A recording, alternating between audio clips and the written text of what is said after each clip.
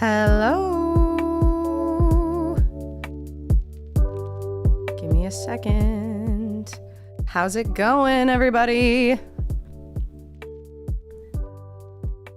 Alrighty. Hello there. Happy Friday, everybody. Oh my goodness.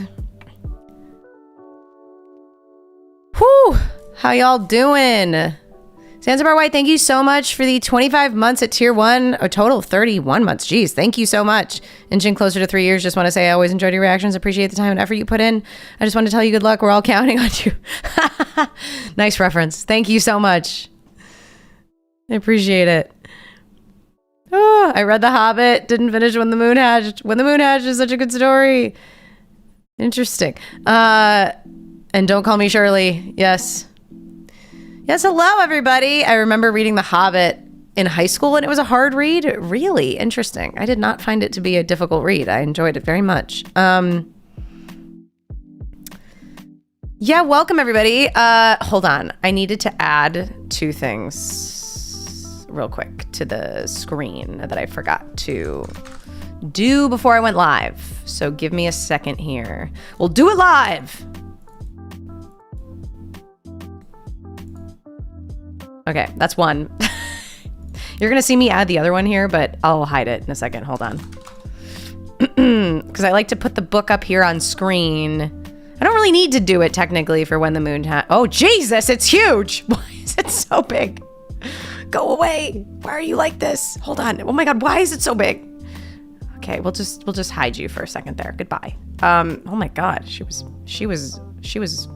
in your face. Anyway.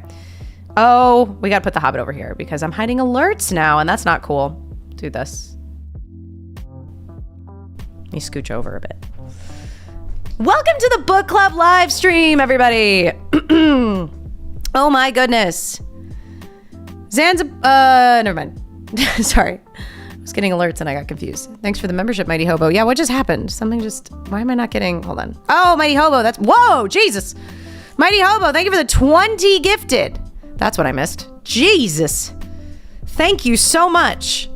Wow. Yeah. If you got a membership from Mighty Hobo over on YouTube, send him a thank you. Jeez.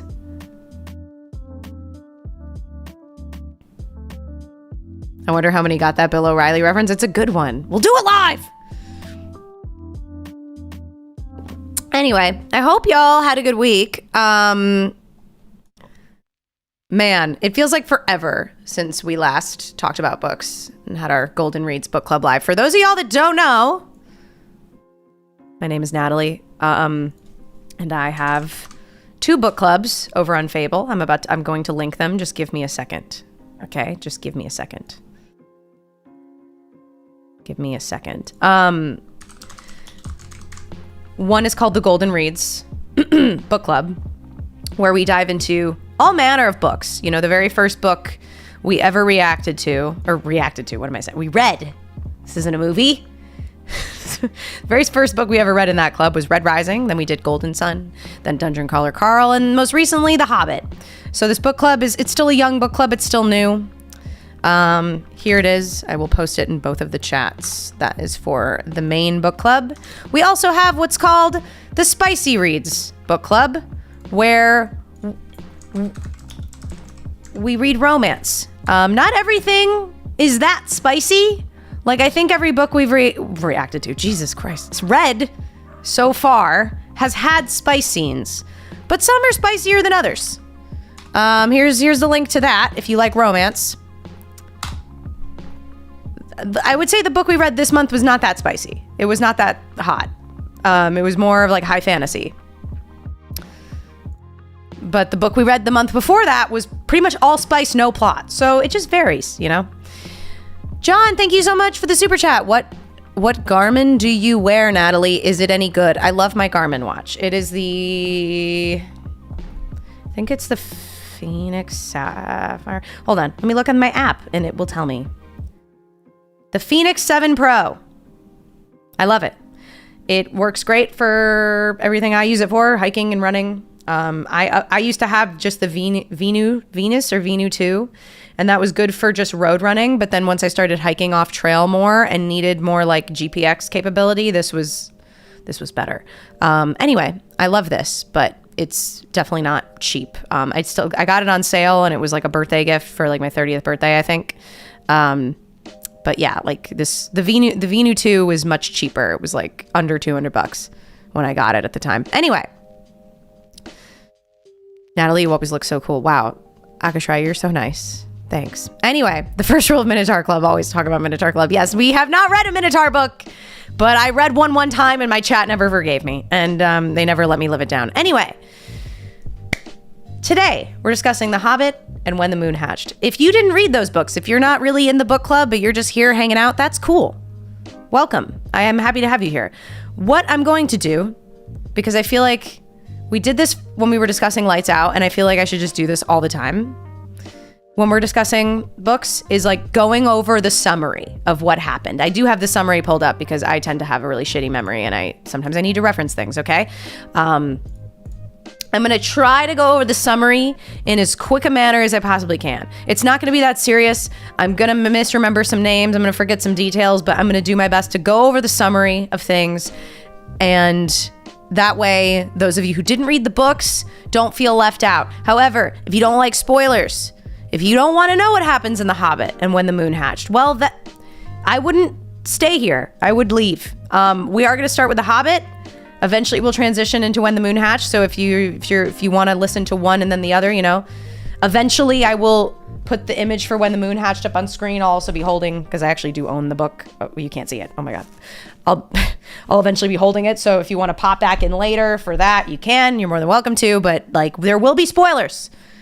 It's a book club discussion. We're going to be talking about what happened in the book. So just keep that in mind. Anyway, I totally missed the romance one and haven't read The Hobbit in decades, so I'm mostly here to hang out. Well, that's cool. That's totally cool. Zanzibar White, thank you for the bits. Romance, that's one way to put it. What do you mean? That is what the Spicy Reads Club is. Those 3 books are romantic books.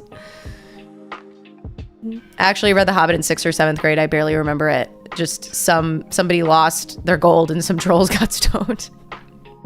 That's pretty much it. Yeah, you got it. Anyway, challenge. Do you remember all the dwarves' names? Fuck no. And I didn't even try to.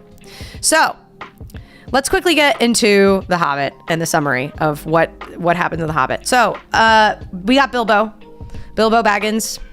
He's living in his little cozy hobbit hole, and all of a sudden Gandalf pops by and he's like, who the hell are you? And Gandalf is like, what do you mean I'm Gandalf? And he's like, oh my God, I've heard about you. Yeah, you're right. Sorry, I know who you are, but like just didn't recognize you there. And Gandalf is like, well, I'm just looking for somebody who would like to go on an adventure. And Bilbo's like, that's not me. I'm perfectly content to not go on an adventure. So I'll see you later. And he closes the door. Gandalf puts a sign on Bilbo's door and just kind of walks away. The next morning, all of a sudden, the 7 dwarves, it's more like 15, but like 7 dwarves, Snow White and the 7 dwarves just essentially start showing up. Except it's Gandalf and 15 dwarves. It's a lot. They just keep showing up and asking for food, and Bilbo just has to like entertain them and host them, and he has no idea what's going on. Until eventually the dwarves start singing a song, which if you know me and you know that I read the Lord of the Rings books, you know my least favorite part of the Lord of the Rings books was all the fucking songs. I hated them. I will say in The Hobbit, not as much of an issue. None of the songs I feel like were longer than a 16-bar cut. None of them were dirges, which a lot of them in Lord of the Rings are fucking dirges. And they're like full-length songs. They're so annoying. So at least in The Hobbit, they're like cute, they're short, they get to the point, and they actually like add to the story in a fun little way. So anyway, the dwarves sing a little song about dragons and adventures, and Bilbo is sucked in, and all of a sudden he's like, you know what? I've been bitten by the bug. I want to go on an adventure. It sounds like fun. I would like to do that. And they all go to bed, and Bilbo wakes up the next morning, everyone's gone, and he's like, oh, well, it's kind of a bummer, but also it's for the best. Because do I actually really want to go on an adventure? No, that sounds terrifying. Like, it's a good thing they left. So he's cleaning up, and all of a sudden Gandalf shows up, and Gandalf is like, what are you doing? Did you not get the note that we left you a text message, bro? And it was like, we told you we were going to meet you at this place in like 10 fucking minutes. You got to go. And Bilbo's like, what do you mean? I'm not packed. And Gandalf is like, doesn't fucking matter. Just go. So Bilbo runs out of his house with literally nothing on him to go meet up with the dwarves. And they're like, it's cool, man. We got a coat. Here's this coat. That's really all you need, apparently, when you go on an adventure in Lord of the Rings worlds. You don't need anything else. He's got a coat. He's good. So they start on their adventure and they're wandering. Gandalf is kind of with them, kind of not. He's just kind of like popping in and out as he pleases, because Gandalf he's busy. He's got a lot going on. All right. He doesn't just have this one adventure. He's got other shit to do.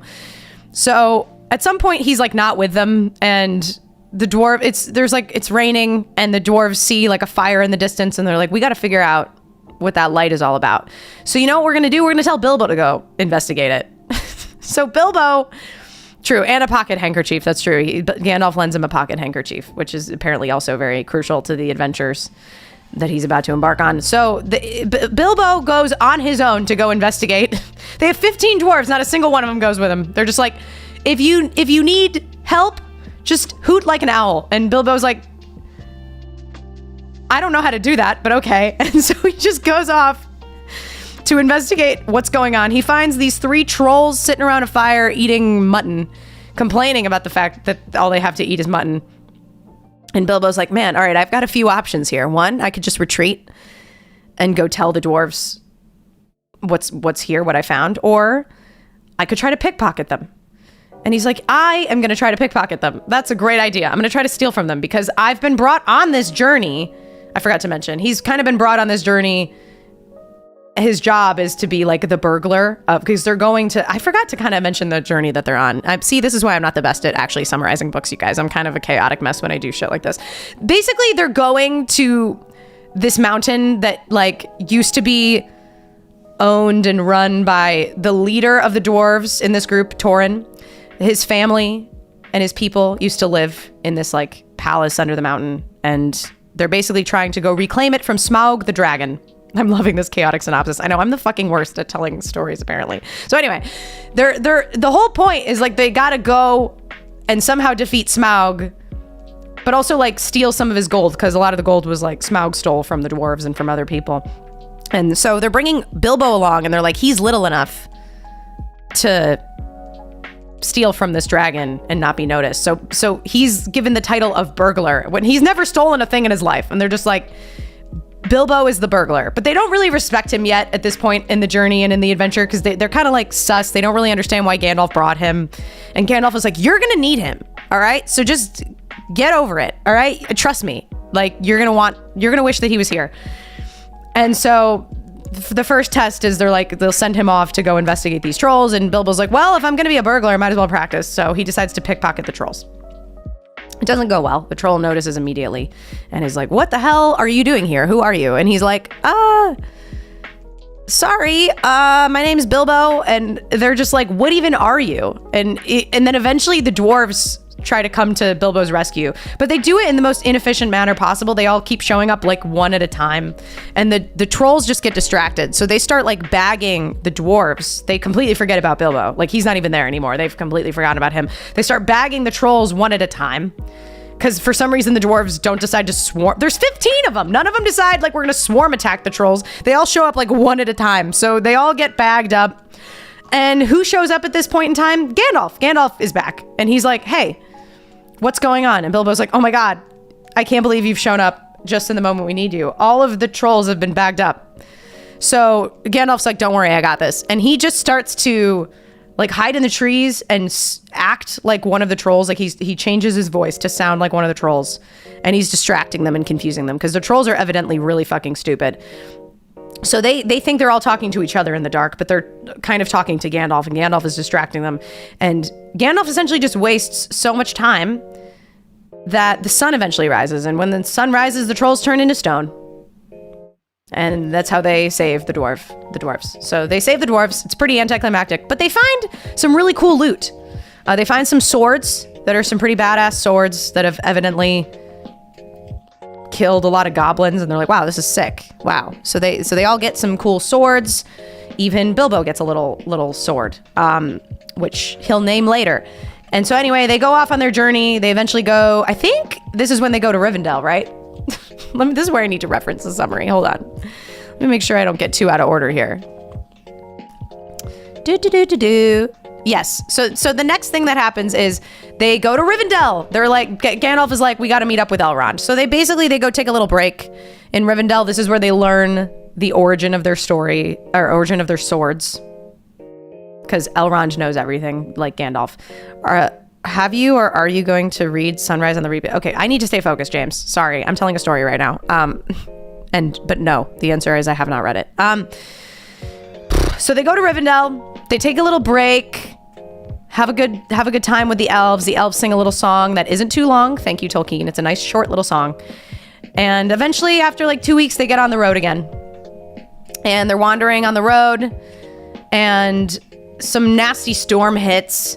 And no, I'm buffering. I'm so sorry. What's more chaotic than my fucked up, out of order storytelling of The Hobbit? Buffering thrown into the mix. Sorry. So anyway, a storm hits and they're like, we need some shelter. So they send off like two of the dwarves named like Flippy and Kilpy or something. Kilpy and Philpy, or I don't know. They all have names that rhyme. Okay. So they send two of them off. Philly and Killy, that's their names. Philly and Killy. They go off to look in a cave, and they find a cave and they're like, wow, we can rest here. This is great. And they kind of don't really do a great job looking around, and they get back to the group and they're like, well, did you really look around? Did you make sure it's safe? And they're like, yeah, it's safe. So they go lie down in the cave. You're missing the best bits, Gabby? What are you talking about? Philly and Killy. I am getting a notification that my stream is not getting enough. I don't know what to... There's nothing I can do about it. Philpy and Kilpy. Listen, I told you, I'm not going to get the dwarves' names right. Anyway. So they all go to sleep, except for Bilbo. He's sleeping like shit. And all of a sudden, he sees a fissure in the ground opening up, and all of their ponies and supplies fall into it. And he manages to yell just in time to wake up Gandalf, who sees that goblins are coming in and grabbing everyone and trying to attack them all. So Gandalf manages to fight off the goblins trying to attack him with like a strike of lightning, but pretty much everybody else gets sucked into this hole.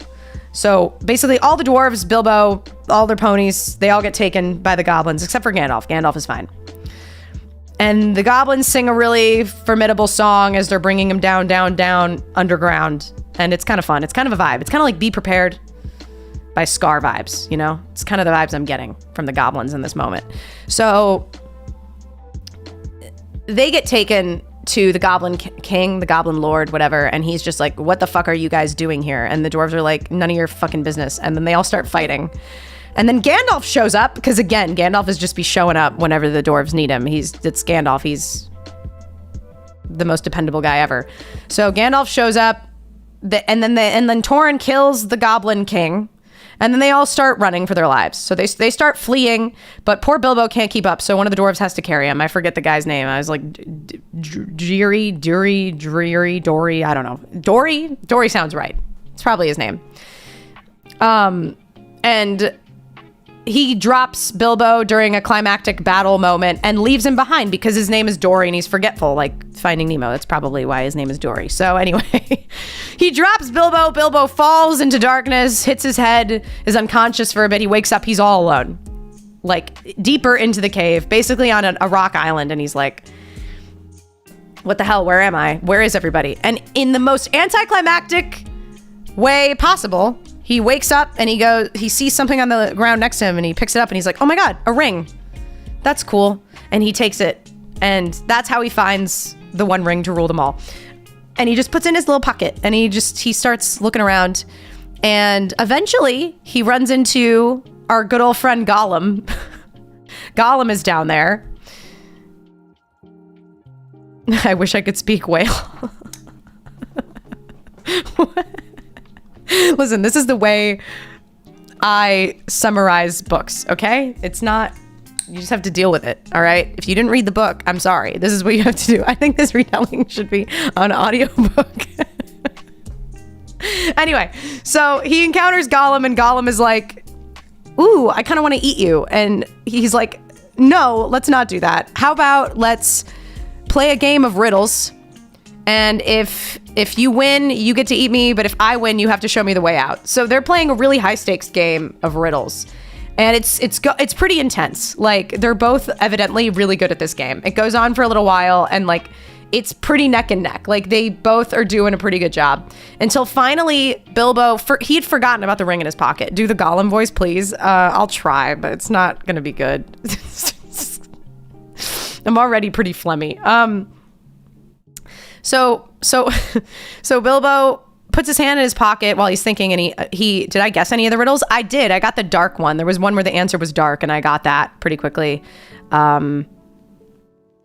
That was kind of the only one I got, but I was also driving in a car paying attention to GPS directions, and I kind of wasn't really thinking that hard about what the answer to the riddles were. Anyway, so Bilbo puts his hand in his pocket, and he's like, what the hell's in my pocket? And he just happens to ask that out loud. Not in the way that I did. He just says, what's in my pocket? And Gollum is like, no, I can't do the voice. I can't. You can't make me do it. I can't. No fazzies. I can't do it.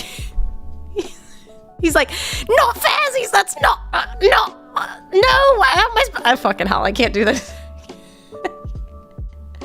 Gollum. Okay, that's all you get. I'm not doing this voice. I'm sorry. It's painful for me to do it. If you want to hear somebody do it, you can just look up Andy Serkis. All right. Anyway, so he's like, that's not fazzies. How am I supposed to know that? That's not a riddle. And honestly, Bilbo didn't mean to ask that as the question, but he rolls with it. He's like, oh yeah, that's totally what I meant to ask. What's in my pocket? And honestly, Gollum he says some really good answers. At first he says his hands, but Bilbo had removed his hands by this point. So he's like, nope, not my hands. And he's like, oh, fucking, I don't know, like a knife. And he's like, no. And then he's like, okay, like, the voice was amazing. Then he's like, a string. And Bilbo's like, nope, not a string. Well, you lose. All right, time to take me out of here. And Gollum is like, fuck this shit. All right, you know what?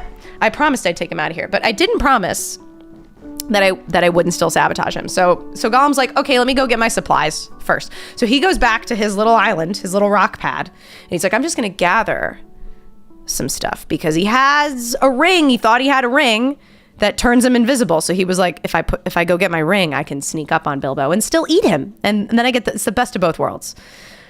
So he goes to get his ring and he starts panicking and shrieking because he notices the ring is gone. And this is his precious, you know? It says, my precious, my precious. And he's freaking out. Anyway, that was a great impersonation. I can't tell if you guys are roasting me or not. I'm really trying. Anyway, he can't find the ring, and it's a real big bummer. And eventually, in this tantrum that he's throwing and in this panic freak out, he realizes, he's like, oh my God, this fucking hobbit asshole must have my ring. Because he asked what's in his... So then he starts being like, that was a great old lady voice. Yeah, thanks. So then he starts being like, what's in your pocket, bitch? What's in the pocket? Tell me what's in your pocket. And Bilbo accidentally kind of puts the ring on in his panic and realizes that now Gollum can't see him because Gollum just starts wandering off down the cave tunnel looking for him. Can't find him.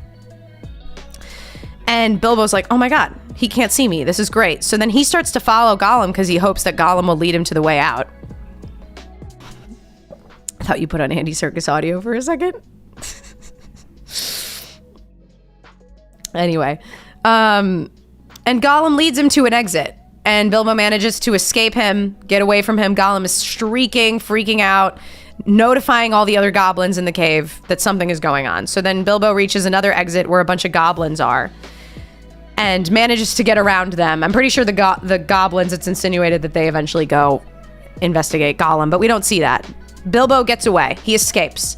And he is wandering in the woods and eventually finds his crew of dwarves and Gandalf, and he's still wearing the ring so they can't see him, and he reveals himself to them and he's like, don't worry, I'm fine, because they're all debating whether or not they should go back for him. Gandalf is basically the only one that's like, I'm going back for him, we need to go back for him. And the rest of the dwarves are kind of like, I don't know, do we though? Like, is he really that important? Like, we didn't really want to bring him anyway. You were the one that insisted we bring him. And he's like, you fucking assholes, we're gonna go get him. And Bilbo's like, don't worry, I'm here, it's fine. And so then they're all really impressed with him. They're like, wow, you actually snuck up on us. Like, maybe you are going to be a really good burglar. You know what? Maybe you are useful. Like, this is cool. So then they all go wandering off again. And this is when they go find another one of the friends of Gandalf. I think his name is Balon.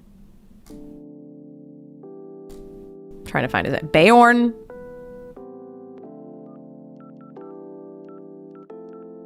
Hold on. What's his fucking name?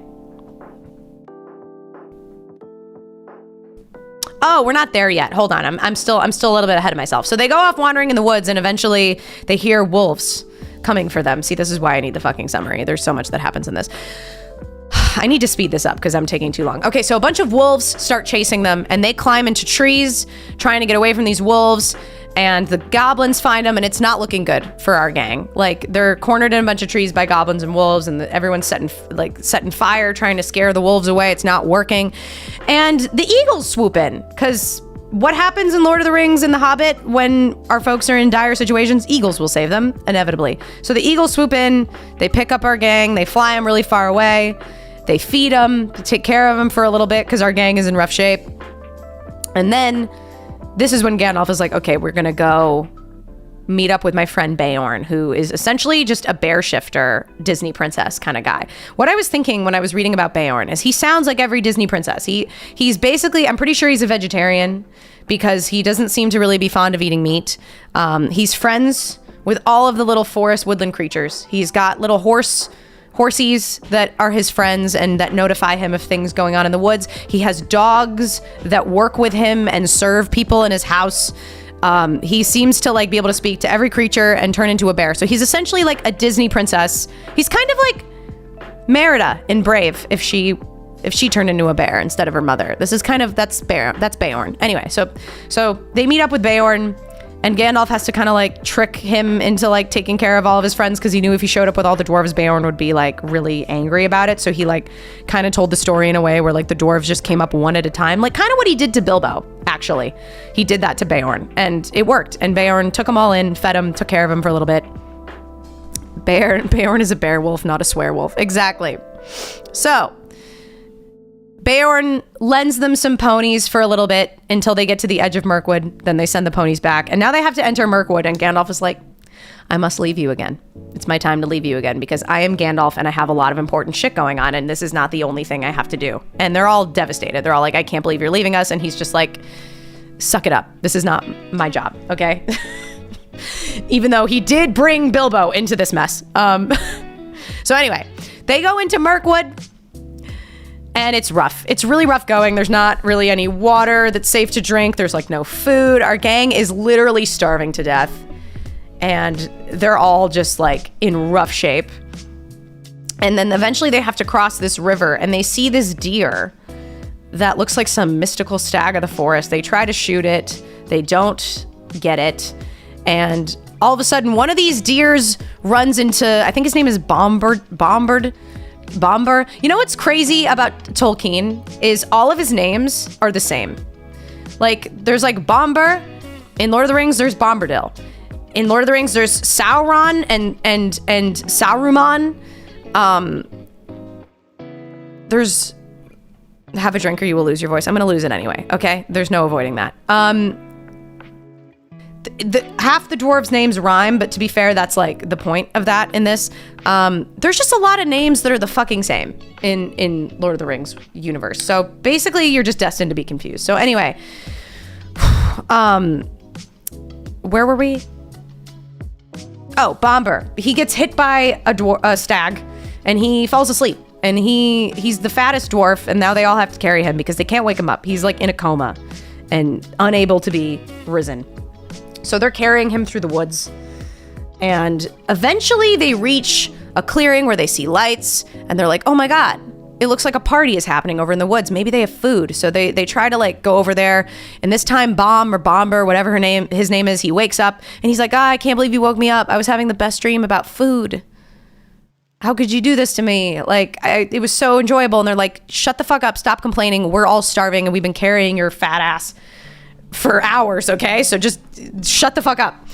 So then they try to like go, they see that it's a bunch of elves in the forest eating and partying, and they're like, maybe we can like go up to them and ask for food. But the minute they do that, darkness keeps falling, the elves mysteriously get farther and farther away, and then whoever like takes the first step into the clearing ends up like passing out and falling asleep. So at first it's Bilbo because they always are fucking making Bilbo do everything. And so Bilbo does it. He falls asleep. They manage to wake him up and he was like, I was dreaming about food. It was so nice. Why did you wake me up? And they're like, oh God, not this again. So Then they keep trying to chase these elves. Thorin, the leader, is the next one to step in, and then the elves run away again, and they're trying to find each other again. The dwarves manage to find each other again, but it's chaos every time this happens. And so eventually, in this third time, I never realized the book was this entertaining. Dude, so much happens. It's crazy. Like, I'm trying to tell it in the fastest way I can, but it's very difficult. So anyway, this third time happens, and none of the dwarves can find Bilbo. They all manage to find each other, but they can't find Bilbo because they're also losing Bilbo a lot of the time. That's another recurring theme. They're just constantly leaving Bilbo behind or losing him. And Bilbo wakes up to a spider trying to fucking eat him. And he whips out his little sword and he kills the spider. It's like a big spider, and he's a little dude, and he manages to kill it. And in that moment, he goes, "Oh my God, my sword is amazing. I shall name you. I'm going to name you Sting." If you like Lord of the Rings, you're like, "Oh my God, Sting." That's where Sting comes from. So anyway, he names his sword Sting. And then he's like, "I should find my dwarven friends. What's going on?" And he goes and he looks around and he finds there's like a fuck ton of spiders, like hundreds of spiders. And they've all managed to collect all of the dwarven friends. So again, all of the dwarves have been taken by creatures, and it's up to Bilbo. And he doesn't have Gandalf this time to save him. Now it's just Bilbo. So Bilbo's like, "Shit, what am I going to do?" And he's like, "Well, I have the ring." So he puts the ring on to stay invisible, and he starts taunting the spiders. And he starts singing to them and trying to draw them away from the dwarves, and it works. And he manages to kill the one spider that's keeping watch of his dwarven friends, and he starts setting the dwarves free, and they're all exhausted. Like, everyone at this point is fucking starving, bro. Like, they haven't eaten in days. They're so weak. They're all so grumpy. Like, every single one of these dwarves is grumpy, okay? None of them are sleepy, dopey, happy. None of them. They're all grumpy. And Bilbo manages to set them free, but it's a close call. I forget exactly how they get away, because what ends up happening after this? Hold on. Give me a second. The summary that I'm referencing is not detailed enough.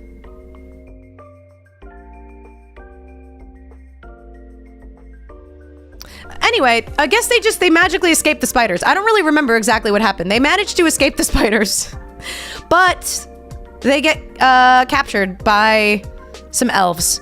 So in all of this chaos, they realize that they don't have Thorin with them, and they're like, "Oh my God, this is horrible. We don't have Thorin with us. Where the hell is he?"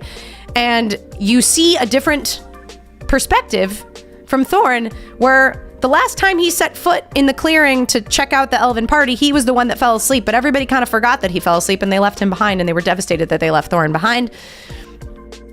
So Thorin actually got not taken by the spiders. He got taken by the Elven King's men, like, right away, and he got brought into the Elven King's castle.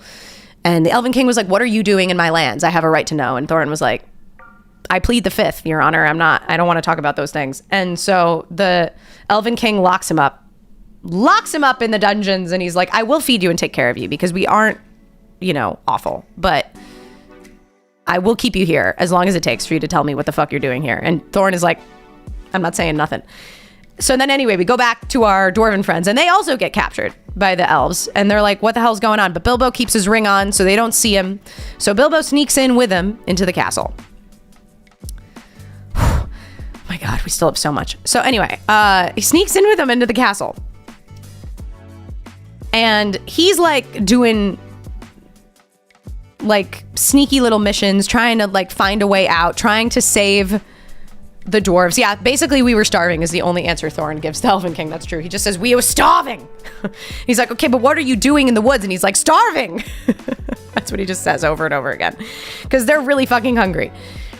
And honestly, I'm starting to get hungry telling this story because it's taking so long. I might have to go get a protein bar. Now I'm starting to get hungry. Anyway, Bilbo comes up with a way to get the dwarves out by sneaking them out of wine barrels. So he essentially waits for like one of the guards to like fall asleep because he's so drunk on wine. He steals the key from him because he's invisible.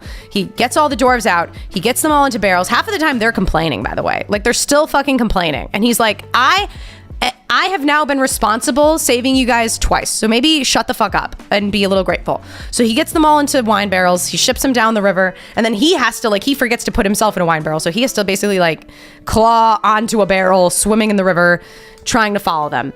They all reach the village of Lake Town, I think is what it's called. Lake Town. They get to Lake Town, and they're all bedraggled. They're still kind of hungry. They're all soaking wet. And they get there, and everyone in Lake Town is like, who the fuck are you? And what are you doing here? And Thorin is like, I am the king from under the mountain. I have come to reclaim what is mine. You must feed me and clothe me and take care of me. And they're all just like, oh my God, we've heard about you. Oh my God, this is amazing. And they all essentially just feed them, take care of them, throw them a big party. The king of Lake Town is not very happy about this. The ruler of Lake Town. He's like, fuck this shit. Like, what is this? I don't like that we're doing this, but whatever. And he's kind of hopeful that, like, he's not really a good ruler. He's just really greedy and likes money. So he's kind of hoping that, like, if they help these guys, maybe, like, there will be a way for him to get access to Smaug's treasure. So he's like, maybe this will be an investment that pays off at some point. But he's not really a nice guy. He's not really that helpful. So anyway, it's a pretty good song. Yeah, that's where the song Tub Thumpin' came from. No way. But it's a pretty good song that they sing when the dwarves arrive. So anyway, they go off on their journey. Now they're on like the final, this is the third act. They're in the final journey. They're on their way to the mountain now. They got to get into the cave. They got to sneak past Smaug. And they're like, what is our plan? Well, guess what, Bilbo? This is where you come in, bro. Go sneak into that cave. And Bilbo's like, I got to do fucking everything around here. I got to do literally fucking everything. I've saved your guys' ass twice now. I got to do fucking everything. So they send Bilbo in, and he goes in wearing the ring, and he steals a piece of Smaug's treasure, and he comes back out, and all the dwarves are like, you're the best, dude. Wow, I can't believe you did that. That is so badass. And I don't really understand that at this point, because I was just kind of like, I don't know what we've accomplished. I mean, he stole a cup. Like, good for him. Bilbo, it was very brave of you, but like, we haven't really done much yet. So anyway, he comes back out, and they're all like hyping him up. And then Smaug figures out a piece of his treasure is gone, and he's not happy about that. He's very, very grumpy about that. So he flies out of his cave, and he's searching all over, trying to find and destroy whoever stole this cup. And so all the dwarves are hiding, and their ponies are essentially getting eaten and slaughtered by Smaug. And they're like, oh no, all of our supplies and our ponies are gone. And now all the dwarves are pissed at Bilbo. They're like, how could you have done this? And Bilbo's like, are you fucking kidding me? You asked me to do this. Like, what do you mean? Like, how dare you guys? Fuck you all. I hate you. So then Bilbo's like, I'm going to go back and talk to Smaug, still wearing the ring. So he goes back. He's still invisible. And he's talking to Smaug. And Smaug is like trying to trick Bilbo, because he's got the power of like dragon speech, where he's trying to like corrupt Bilbo and make him like have doubts about the gang that he's with, about like all the trials and tribulations they've gone through. You know, they've had some brotherly bonding, and he's trying to make it seem like the dwarves are just using him, and like he's not really gonna get a piece of treasure to bring home with him. And he's trying to like basically get in Bilbo's head, and it kind of works, but it kind of doesn't, because it's very hard to corrupt hobbits. Hobbits don't really crave money and power. They just kind of crave contentment and joy and good food and good stories. Like, they don't really strive for power and riches. So this doesn't really work that well, but it does make Bilbo have some doubts about his gang for a little bit. And he comes back out and he tells them everything he said to Smaug, and he's feeling a little bit guilty about maybe revealing too much, because Smaug is kind of putting it together that there's dwarves with him and that Lake Town people helped him, and Smaug is having a very hard time letting any of this go. Turns out Smaug is better at the riddle game than Gollum. It's true. He's very smart. So anyway, Smaug is like, fuck this shit. He goes out and he's looking for the dwarves again. He can't find them. He just can't find them. I didn't remember the book being that long. Dude, it's like, it's not that long. It's like only 10 hours in audiobook form, but like, I'm doing my best to summarize it, but a lot happens. So anyway, Smaug goes out and he's like, well, if I can't find this fucking burglar and I can't find these dwarves, I'm just going to destroy Lake Town, because I know that they helped them. So he goes out, and his whole goal is to fuck up Lake Town. Meanwhile, the dwarves and Bilbo they've decided to be brave and wander through Smaug's cave. And they're kind of like, they're doing it really quietly. They're scared, but there's no sign of Smaug anywhere. So they start picking up some treasure and taking some treasure. And all the dwarves are getting really affected by like the lure of the treasure and the lure of the gold. Bilbo's not really as affected by it, but he does find a really important piece called like the Stone of Arkenhold or something like that. I think that is literally the name. I don't know why I'm saying it's something like that. I think I got it right. Anyway, it's a really important stone, okay? It's like the Sorcerer's Stone. It's like really fucking important, and it means a lot to Thorin and his family. And Bilbo kind of knows this, but he holds it anyway. He just keeps it anyway because he kind of wants it. But that's really the only thing he is lured by. Other than that, he's kind of like just focused on getting the fuck out. He wants to go home. He wants food. He just wants to get back to his... Oh, Arkstone, not Arkenhold. Thank you.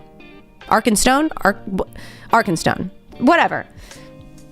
It's an important stone, okay? Anyway, they're all trying to like find their way out, and eventually they get to the entrance, and they're like, let's go to this lookout tower. It's like a 5-hour hike away, but they still don't see any sign of Smaug, and they're like, that's weird. So they start meandering away. Then we cut back to what's going on in Lake Town. Smaug is there. He's fucking shit up, okay? Smaug is determined to kill everybody in the town, and it's unfortunate because all they ever really did was help the dwarves on their mission, and now they're getting fucked up. Until this super sick guy, I think his name is Bard or something. He doesn't sing, so I don't know why his name is Bard, but his name is Bard, and he has the power of the arrows. He also has the power to speak to birds because a bird comes and speaks to him and tells him, hey, I've been observing the dwarves and the Hobbit, and they learned something about Smaug. They learned a weakness of his, and they learned that he's got like this little weakness. Conveniently, there's no scales right above his heart. So they're like, they speak to Bard, and they're like, Bard, wait to use your last arrow. If you wait, eventually he's going to flip over and you'll see the weak spot and you can shoot him. So Bard waits and he does it. He speaks to his arrow. He's like, arrow guide, I have never led you astray. I have shot with you since childhood. Lead true, point the way. I don't fucking know. He's speaking to his arrow and he shoots it and he kills Smaug. It's pretty fucking cool. And then he kind of falls in the lake, and everyone's like, oh my God, Bard, you're the best. It's such a shame that you died. We were so grateful. Like, we'll sing songs of you forever. And Bard kind of pops up and he's like, I'm not dead. And they're all just like, Bard, if only you had survived, you could lead us. We'd be so grateful. You are a true hero. And he's like, I'm right fucking here. So eventually they're like, oh my God, Bard's alive. And he's like, yeah, I'm not dead. I'm right here. And they're like, Bard, we want you to be the king. And the king of Lake Town is like, wait a minute, hold the fucking phone. Because the king of Lake Town was like fleeing during all of this. He was like being a little cowardly bitch. And they're like, we want Bard to be the king. And the king is actually very manipulative and smart. So instead he's just like, hey, let's not be unified against me. Actually, let's all be unified against the fucking dwarves. It's their fault that Smaug even came here. Let's go fucking kill him. And the villagers are very easily manipulated. And they're just kind of like, yeah, you know what? Fuck those dwarves. And Bard is like, hold on, simmer the fuck down, everybody. Violence is not the answer here. We need to heal. We need to get some help. So Bard kind of rallies the troops. He gets help from the Elven King. The Elven King's like, I'm going to come help you. And they decide that they're going to go to the mountain and they're going to ask Thorin if Thorin is alive. They're not even sure if the dwarves are alive, but they're like, if the dwarves are alive, we're going to ask for their help. We're going to ask for some of the gold, because some of that gold was taken from men, was taken from Bard's old town, which I think is Dane or something. He's from a different town where like some of their riches were stolen by Smaug. So he's like, we're going to go and we're going to ask for some of these riches because we did help the dwarves get there. Like, theoretically, like, we should all share in the riches together and form peace together. So they're on their way, and the birds are telling Thorin what's going on, and he's like, oh, hell no. This is my fucking gold. And because he's fucking ill. Thorin has been like a badass, good leader this whole time, but it's all of a sudden he sees the dragon horde and he is affected by the dragon horde. He's affected by greed. And he's not feeling particularly generous. So Bard and the elves show up and they're like, hey, want to share? And Thorin's like, fuck no, I don't want to share. Get the fuck out of here. So that's essentially what happens. And Bilbo is like, this is really bad. Like, this is really, really bad. I just want to go home. I just want to go home, man. I just want to go home to my nice little hobbit hole. And Thorin is just fucking up my plans. Like, he's about to start a war between the dwarves and the elves, and we don't have time for this shit. So Bilbo said, enough is enough. And he decides to sneak out of the castle and go talk to Bard. So he manages to sneak out. He still has the Arkenstone. And Thorin has made it very clear at this point that he's like dying to find the Arkenstone. It's so important to him. So Bilbo sneaks out and he goes to Bard and he's like, I'm going to give you something that will give you leverage with Thorin. And he gives him the Arkenstone. And he's like, this is the only piece of treasure I've been given. I'm willing to give up my treasure to like end this nonsense, to put this shit to bed. Like, I want to go home. I don't want a war. I want it to end. Take this Arkenstone and use it in your negotiation tactics. So Bilbo goes back to pretend like he was there the whole time. And Bard comes back the next day. Oh, also, by the way, at this point, there's an old man with Bard and the Elven King, and Bilbo just doesn't really know what this old man is doing here until eventually Bilbo starts to walk away, and plot twist, it's Gandalf, and Gandalf is like, I'm so proud of you, Bilbo. I knew that you were going to be crucial. Don't worry, the adventure is almost over. Because for some reason, Gandalf always knows what's going on. He always knows what's going to happen. So he's like, don't worry, it's all going to be over soon. So Bilbo goes back to the castle the next day. The Bard and the Elven King show up with the old man, and they're like, Thorin, you little bitch, we have something you want. Maybe we can negotiate now for some of the treasure so we can just put all this to rest. And Thorin is not happy. He's like, who the fuck? How did you get that thing? How did you get that stone? What is going, like, I refuse to even believe it's real. How did you do that? And Bilbo is like, I did it, okay? Because I'm sick of this shit. You're so annoying. And Thorin is like, I'm gonna throw you over the wall. Like, literally about to murder Bilbo. And Gandalf speaks up. He's like, Thorin? Oh, because I guess Thorin at this point in time is like, curse that fucking wizard for letting you join our group. Curse Gandalf. I hope his beard withers or something. That's like one of the most common insults that I keep seeing in this. Like, whenever they're trying to compliment somebody, they're like, may his beard grow ever longer. But whenever they're trying to insult somebody, they're like, may his beard wither or grow thin. I don't know. So he's like cursing Gandalf, and Gandalf whips his hood off, and he's just like, Thorin, shut the fuck up, okay? Put Bilbo down. Let him go. You're an asshole. You're the problem here, sir. It's you. So Thorin is like, screw you all. I hate you. And he lets Bilbo go. Bilbo climbs over the wall and he joins Gandalf and friends, and he feels really sad. He's just like, man, this is not the way I wanted my adventure to end. This is such a bummer. And it's not looking good because some dwarves that are reinforcing Thorin are coming in from the other side to like help, and it looks like everything is escalating to a battle, and tensions continue to escalate, and eventually a battle is like basically starting between the elves and the dwarves, until all of a sudden it's like, hello darkness, my old friend. Like, literally a dark cloud just rolls in out of nowhere. It's just like nighttime all of a sudden, and it's very ominous and spooky, and Gandalf is like, everybody stop fucking fighting right now, because plot twist, we all have a unified enemy rolling in. The goblins are here. The goblins are back. They're pissed that Thorin killed their king, and now we all have to unify and fight together. So now all of a sudden the dwarves and the elves and the men are all unified, and they're all fighting the goblins out of nowhere. It's just a full-on war. They're fighting the goblins, and Bilbo decides, I'm just gonna put my ring on and hide, because like, he's like, I've done enough. I'm fucking tired, and I'm not a fighter. So he just puts his ring on and he hides in a corner and he just watches everything. And it's not looking good. Like, the battle is going on. It's kind of a mess. It looks like we're gonna lose. And all of a sudden, in the distance, there's some creatures flying in. And it's the eagles. And Bilbo's like, holy shit, you guys, it's the eagles. The eagles are fucking here. Yes. And then something hits Bilbo on the head, and he is knocked unconscious for the rest of the battle. So we actually don't see the rest of the battle, which that's my only gripe with this book, is that we just miss half the battle.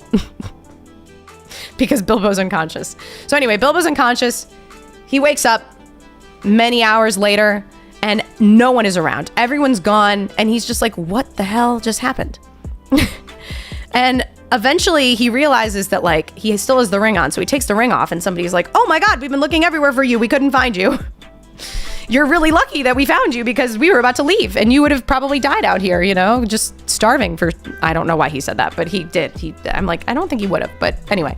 So Bilbo goes inside and they heal him a little bit, but he's honestly kind of fine. He's talking to Gandalf, and Gandalf is like, oh, it's a good thing we found you, Bilbo. Thorin wants to speak with you. And he's like, Thorin, the same man who wanted me dead? And he's like, yeah, Thorin wants to speak with you. We go in a tent and we see Thorin is actually mortally wounded and he's dying. And it's actually kind of sad. And Thorin is like, I'm really sorry. I was a total asshole, and I really regret everything I did in the last few days of us hanging out, because we had a really good time together on this adventure, and I really respected you, and I treated you horribly, and I really wish I could undo all of that. And Bilbo is like, wow, you're totally forgiven. And it's a really sweet moment, and he cries, and Thorin dies, and it's really sad. And those aren't the only people who die. Tolkien just kind of slips in there really casually that like Fili and Kili also died, which is like really sad because Fili and Kili were like the youngest dwarves. And I'm like, we just killed the children. I don't know why. But anyway, Fili and Kili are dead too. The rest of the dwarves are alive. So that's okay. Balin is my favorite. So at least he survived. So anyway, we have a little funeral for the three dwarves. And finally, it's time for Bilbo to head home. And honestly, the rest of the book is pretty anticlimactic. I don't really feel like I need to mention much else. Bilbo heads home. He goes on his journey. Oh, Beorn, I forgot to mention the part because he was unconscious. We didn't see this. The reason they won the war, the Eagles joined, but it was still not going very well. But then eventually Beorn showed up in bear form with all of his woodland creature friends, and they joined the fight, and that was when the tide turned and they won. So I forgot that Beorn is also there. So Beorn and Gandalf all start the road trip home together. Eventually Beorn says goodbye to them at his location, and then Gandalf basically takes Bilbo all the way back to the Shire, where Bilbo lives out the rest of his days happily. Actually, he discovers when he gets home that his horrific cousins that we also see in Lord of the Rings they assumed Bilbo was dead because he's basically been gone a year, and everyone is auctioning off items in his house currently. Like on that day, they are auctioning off items in his house, and he has to like put a stop to it. And it takes like years for him to prove to people like across the land that he's actually alive. Because people accuse him of being an imposter, which I just think is really funny. Anyway. So he gets his house back. He does lose a couple items, but he's fine because he's rich now. He has all these fucking riches from his time with the dragon. So yeah, the Sackville Bagginses, they're horrible. So they're the cousins that tried to like take over his house and sell all of his shit. So anyway, but it's fine. Bilbo, he lives out the rest of his days. He's kind of the quirky, weird one in the community because hobbits never leave the Shire. So the fact that he even left the Shire is just kind of fucking weird to them. And the fact that he like was happy to do it and like had an adventure and like had a really good time, they just don't understand. They like can't relate to him. So pretty much everybody thinks he's crazy except for like some of his nephews, which, you know, one of them is Frodo. We don't meet Frodo in The Hobbit, but we know that ends up being Frodo. Frodo is very close too. So anyway, he got his riches and he lives out the rest of his days very happily, except for eventually, you know, if you read Lord of the Rings, he starts to become corrupted by the ring. But for the most part, he's pretty content and happy. And so that's pretty great. And that's the end. So yeah, that is truly the fastest way I could have summarized that. Holy shit, that took forever. I'm shaking right now because I'm so hungry. I don't know why I'm this hungry. I'm gonna quickly grab a protein bar. I will be right back. And then we'll talk about the book a little bit. I don't really have much to say about this aside from I liked it. I have more to say about the next book, so I'm gonna have to try to summarize it even faster. Give me a second. I will be right back.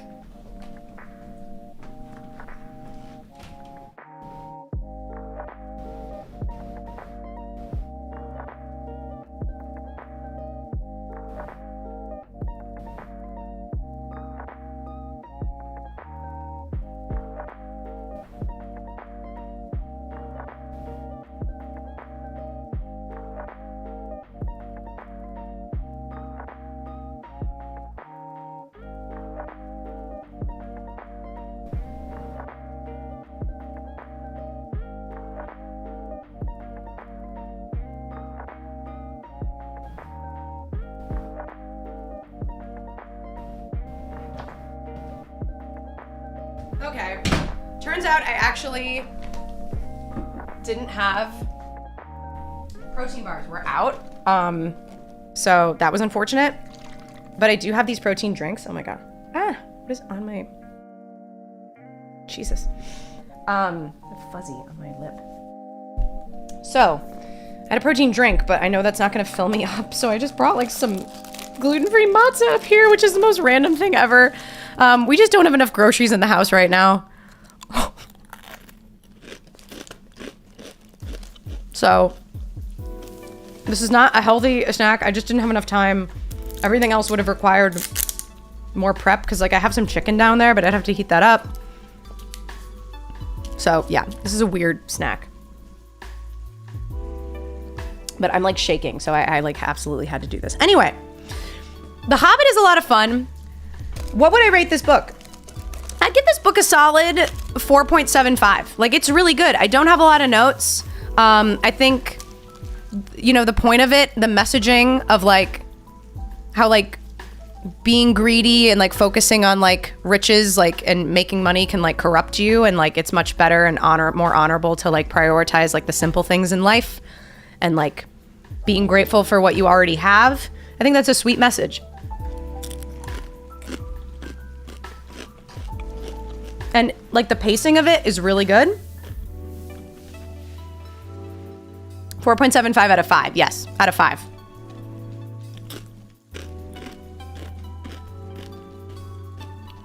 I think the pacing is really good.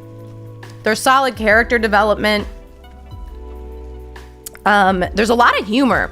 It's a lot funnier than Lord of the Rings, which I really appreciated. There were multiple points where I was laughing out loud, and that didn't happen as much in Lord of the Rings, which that's not necessarily a bad thing. Lord of the Rings is heavier and darker. But I do appreciate a book that makes me laugh. I probably will watch the 3 movies at some point, Danish Prince.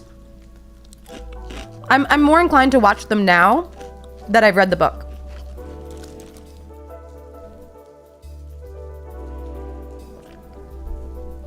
David, thank you so much for the super chat. Turning Bilbo's invisibility ring into one of the Rings of Power is one of the greatest retcons in storytelling history. It's true. And it makes a lot of sense knowing that The Hobbit was written first, because like, I imagine it was just like a normal ring of invisibility. If it was written from the perspective of it being a one powerful ring that could corrupt anyone that had it, like it would make more sense for that to like derail stuff in The Hobbit, where like other dwarves or men noticing that Bilbo had this ring and wanting it and coveting it for themselves, but that didn't really happen. And I kind of like that it was just this little anticlimactic moment where he just finds this ring and it's a tool that helps him throughout the story, but it doesn't really become like a center point or like a big point of focus, But it does seem like Tolkien really likes to write stories that are about how the desire for greed or power can corrupt the human soul. He does like to explore that kind of thing a lot.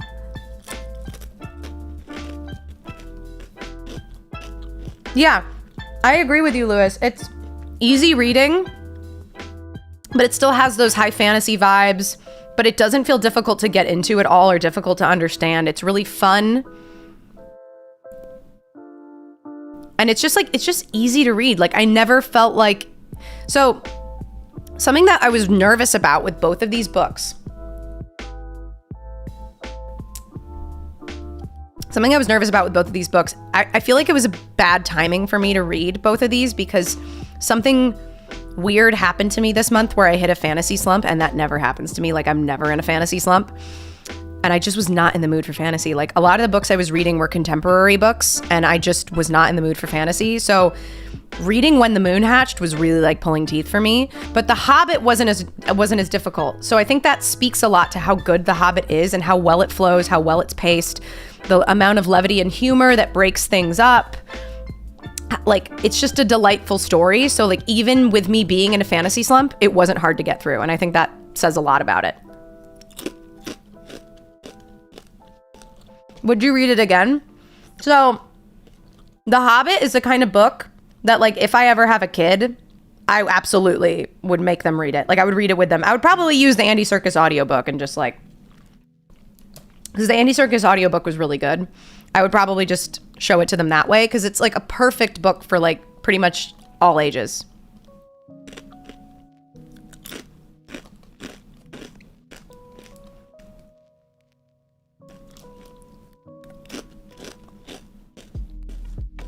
Oh, protein drinks, aka cocoa gains. Oh my god, my neck. The Hobbit was one of my first books I read as a kid. Aw, that's so sweet. I definitely could envision like reading this with a kid. It would be a lot of fun. Anyway, I don't really have much criticisms about this. Like, I feel like we spent a lot of time summarizing it. I have to find a way to get faster with my summaries because that took like a full hour just going over the plot. But it was very enjoyable, very delightful, really funny. It did make me tear up. Torrhen's death made me tear up. I was really sad about like the progression of his character and what happened to him. But it was just a good time. It was a really good time.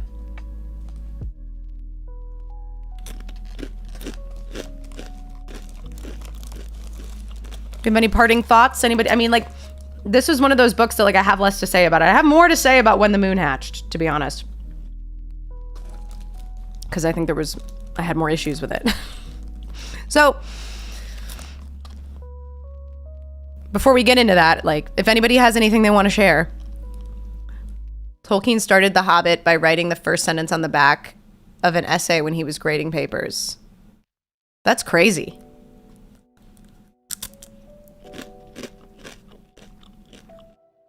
In case you haven't seen it yet, Balin in The Hobbit is the cousin that Gimli thinks is still alive in Moria. Oh my god! So, I heard Balin talk about something with his connection to Moria, and I was like, and then it made me look up. I looked up while I was reading the book. I was like, who's Gimli's father again? And I was like, okay, it's not Balin. But I was like, he's got to know Balin or be related to Balin, but I didn't do any more digging. So that makes sense. I love Balin. Balin's a cool dude. So Balin dies in Moria. That's sad.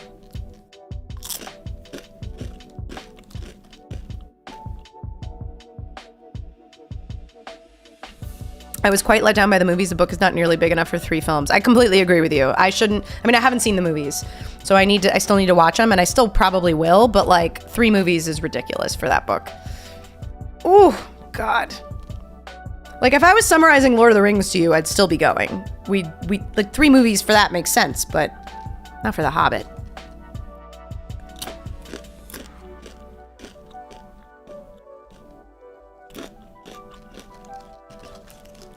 Oh, Glowin is one of the dwarves. You're totally right. Oh my god, so Gimli's father was in that crew. I didn't even put that together. You're totally right. Owen and Glowin, yeah. See, this is the thing, is like, at a certain point, I just start ignoring them. Start ignoring their names.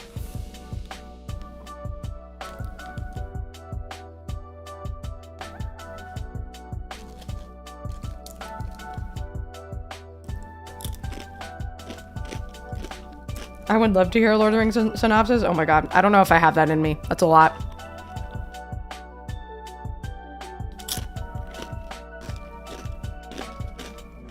Anyway, I'm sorry for those of you that hate chewing noises. This must be like really obnoxious. But I have to eat something, even if it's like essentially just nutritionless cardboard.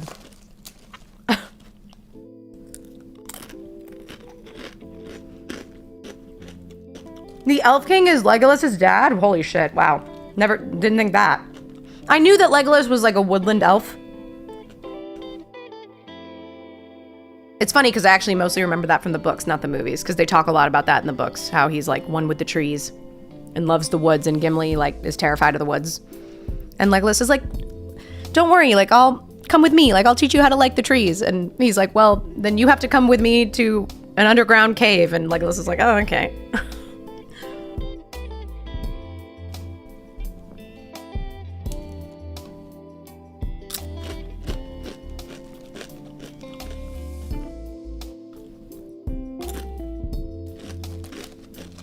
Anyway, that's what I think of The Hobbit. Really don't have any criticisms. Think it was really good. I actually like it. So here's my ranking. I haven't seen the Hobbit movies, but if we're considering Lord of the Rings movies, Lord of the Rings books, and the Hobbit book, this is top to bottom. It goes Lord of the Rings movies, the Hobbit book, Lord of the Rings books. I actually think the Hobbit book is better than the Lord of the Rings books by a lot. The pacing is much better. It's just a more enjoyable story experience, I think.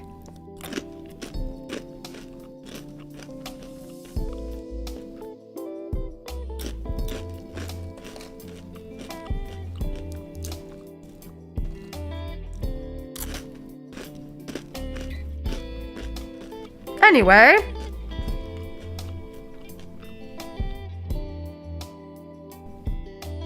Agree with your rankings?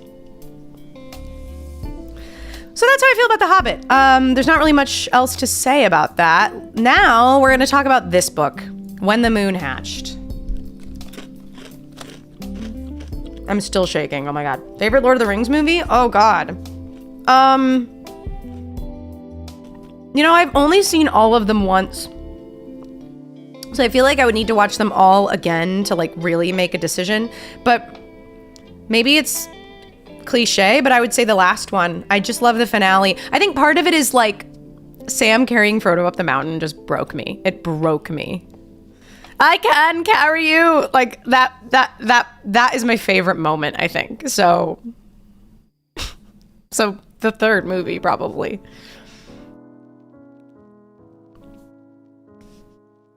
Plus, I don't really want to watch Sean Bean die again. Like, it's just sad. Does Bilbo or Smaug appear in When the Moon Hatched? Sadly, no. So, sorry. I have a lot of stuff here on my desk. This book.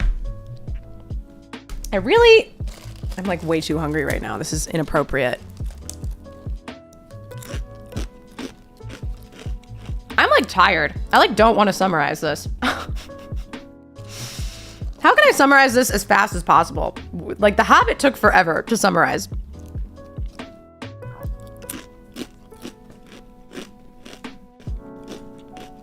Okay.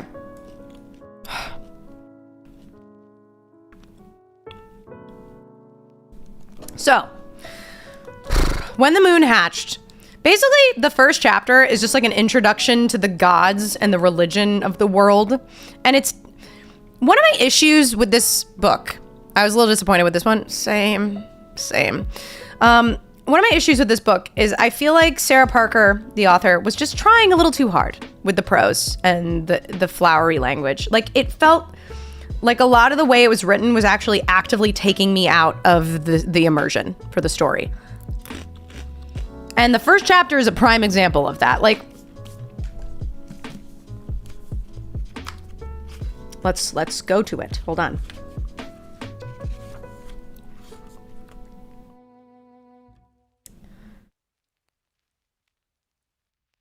Let's see if I can, like, the first chapter, the first page, I don't know. It's not like it's that bad. It's just like, it was just hard for me to immerse myself in. Like, the very first sentence is, first was Kalis, god of Aether, invisible to the naked eye, the empty space nobody thought about where matter formed. He was simply shoved aside. And I'm like, oh, okay, I guess we're talking about the gods.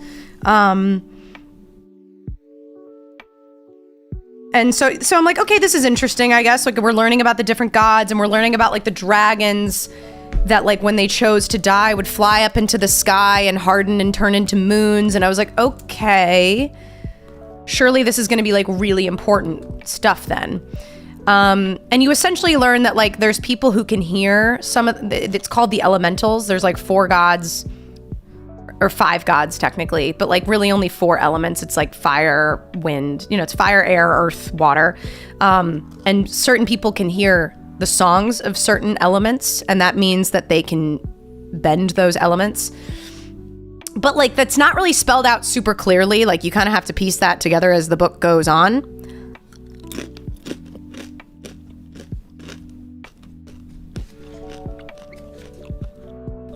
And then we meet Rave, the main character of the story.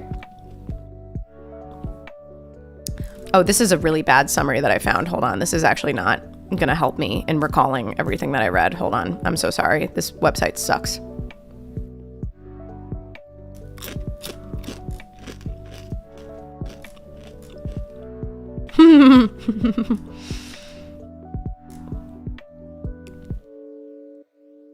Oh my God. Some of these reviews, I can't.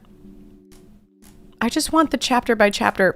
Hold on. I had a website earlier, but then like for some reason it closed out and I can't find it. And I read this book.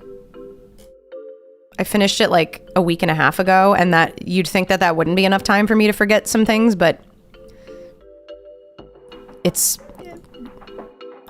I have a horrible memory. Mighty Hobo, thank you so much for the super chat. Vigilante assassin with split personality gets captured by a bounty hunter, then rescued by her ex star-crossed lover, who reveals to her that she died and went to dragon heaven only to return brain hurt. Yeah, pretty much. So that's pretty much what happens. So essentially, Rave is an assassin. She's like, thinks she's working for some good cause where she's trying to like dismantle the corrupt government, but like, she's not really. She's like kind of working because she's like indebted to this organization. They like have her blood so they can kind of control her. I don't know. It's not really explained well, but she's like kind of assassinating people that are bad. She's like murdering bad people, but that isn't like what she's asked to do. She does that for like funsies kind of. And she's like a cool person with like a good moral compass, but like we don't really know much about her at this point in time. And she goes home and she's got like this friend that she lives with who she cares about very much, but she like won't say it. Like, it's just like a friend who's like essentially like a sister. But she like kind of keeps her at a distance because she's lost people in the past. It's insinuated she's lost people before. And if she cares too much about people, they'll die. And lo and behold, the very next day, she finds out this sister that she's living with, this friend of hers that's basically like a sister, has been murdered. And she's like devastated. She's broken. She's like, I can't believe this. Like, again, this is happening to me again. Everybody I care about dies. So she burns her whole house down. Because her friend is like, please don't let me, die the way that other people die. Like, I want to be cremated. So she says bet, and she burns her whole house down. And then she's like, I'm going to go on a war rampaging path to go find this guy, Rex Zaros, who killed you. Rex Zaros, meanwhile, killed Rave's friend in an attempt to draw Rave out, because Rave is a member of this like assassin club, and she's like a high profile target that he wants to like capture. So basically Rave is playing into Rex Zaros' hand, and she knows that she is, but it's not really her fault because she goes after Rex Zaros in not her real form. Like, I guess it's insinuated that she has a creature living inside of her called the Other.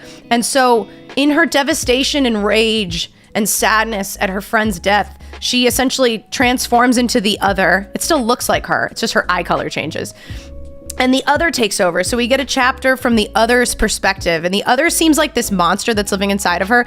My theory, it's not explained what the Other is at anywhere in this book. So this isn't a spoiler. This is just a theory I have. I think it's a dragon. And we'll get into that. But anyway, I think it's a dragon living inside of her. Or a part of a dragon. Anyway. So the Other takes over, and the Other is like bloodthirsty and goes after Rex Zaros and his men, and she like fucks up a ton of people. And it's revealed that not only can Rave bend air, but she can also bend a little bit of earth, which that makes her like a dual wielder. It's a big deal. And anyway, she gets captured by Rex Zaros. He manages to incapacitate her, and he's like taunting her and teasing her, and Rave bites his fucking finger off like a fucking crazy hardcore girl. She bites a finger off, and he's like, fuck you. And then they take her to prison, and he whips the shit out of her. And then she wakes up, not in the Other form. She wakes up, I suppose it could be Slatra. That's kind of what I think, Mighty Hobo. I think it's like partially the Other Elowen is my theory. Yeah, I think it's partially Slatra. But anyway, but who knows? So she wakes up in prison, and she's like, oh, I hate when that happens. I hate when your other monster form takes over and you wake up in prison. So she's in prison, and she's like, oh, I forgot to mention kind of an important thing. Anyway, when she was murdering one of the bad guys, she like ended up meeting this mysterious hooded figure that kind of like was paying attention to her, and she doesn't really know who this guy is. She doesn't know his name, but he's like really pretty and smells really good, and he's just, that's pretty much all you need to know. We saw a mysterious looking figure in a hood that was kind of like intrigued by her, and that's pretty much all you need to know about that. Anyway, now we're back in prison. We're in prison, and the summary is going to be so much more of a mess because I have less to reference here. Anyway, we're in prison, and she's like, I guess I'm gonna die, whatever. And all of a sudden, this guy shows up. The mysterious hooded guy. He shows up. He's wearing a completely different outfit. He's dressed up like he's a healer. He's not really a healer, but he's dressed up like one. And he comes down to the prison, not to talk to her, to talk to the guy next to her. And he's like, I heard you found like this dragon scale. I'd like to get it from you. He's like collecting dragon scales for some reason. It's like a mystery. We don't know why. And then he sees he smells actually, who's in the next cave. And he's like, oh my God, who is that? And she's like, mind your business. I don't want to talk to you. And he's just like, you're going to fucking talk to me. Okay. You're going to talk to me. And so he's like, how did you get here? And she's like, you fuck off, okay? So he's like, I'm gonna have to figure out more about what's going on. And so he figures out when her trial is. He shows up at her trial. She is not pleading that not guilty, okay? She's pleading guilty. She is like, I fucking did it. I killed all of Rexaros' men and I would do it again. The only thing I regret is that I didn't kill him yet. And so the guy running the trial is like, okay, well, there's basically two options. You can either be, strung up in this square and drawn and quartered, or you get to be strung up on this post and a dragon will take you and eat you slowly in its nest. And she's like, I would prefer the drawn and quartered method, please. Like, faster is better. And eventually the vote is like a tie until the mysterious hooded man raises his hand for her to be taken by dragons. And like, already I'm like, oh, he's trying to like save her, probably with his dragon. But anyway, she's kind of dumb, but also cool. She is really dumb. She's kind of dumb. But anyway, she's got baggage. So, I didn't really like Rave, to be honest with you. So she's like, God damn it. And I forgot to mention something. I think at this point, she already knows kind of who this guy is. She knows that he's a king. She doesn't know which king he is because there's like 3 kings in the land. She knows he's not the king of the land that she's in, but she figured out that he is a king because somebody called him sire. And he was like, she was like, what the fuck? You're royalty? Like, who are you? I liked Rave. I just didn't. I didn't like her character, but there was like no character progression for her at all. I feel like she did not change in the slightest at all in this book. So she was just kind of boring to me. Anyway, so she's like, I don't know which king this is, but there's 2 options and they're not good because she thinks both of all the kings are evil. And so she doesn't really know what his plans are, but he like shows up when she's still in her cell with like another healer lady, and they like sneak her out and they like heal all of her wounds and like clean her up a little bit. And she's like, this is weird. Why are you doing all of this when I'm just going to be like killed by a dragon tomorrow? Like, well, I don't understand. And honestly, at this point, I was like, girl, are you really not piecing this together? Like, he made it very clear he does not want you to die. I'm pretty sure like he's not going to let you die. But she thinks he's just like cleaning her up and healing her out of the goodness of his heart. And she doesn't understand what he's doing. And I'm like, I understand what he's doing, but anyway. So she gets taken to the square the next day to the pillar and they string her up.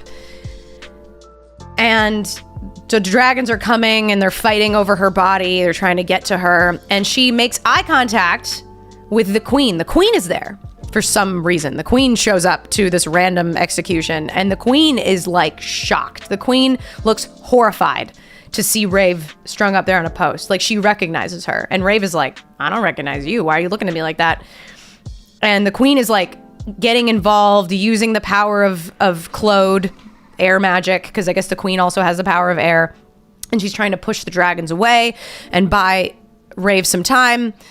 Sounded like an author who took every idea she had and threw it into a single book without any proper editing. It feels a little bit like that. A little bit. Not quite like that. I wouldn't say that bad, but it is a little chaotic.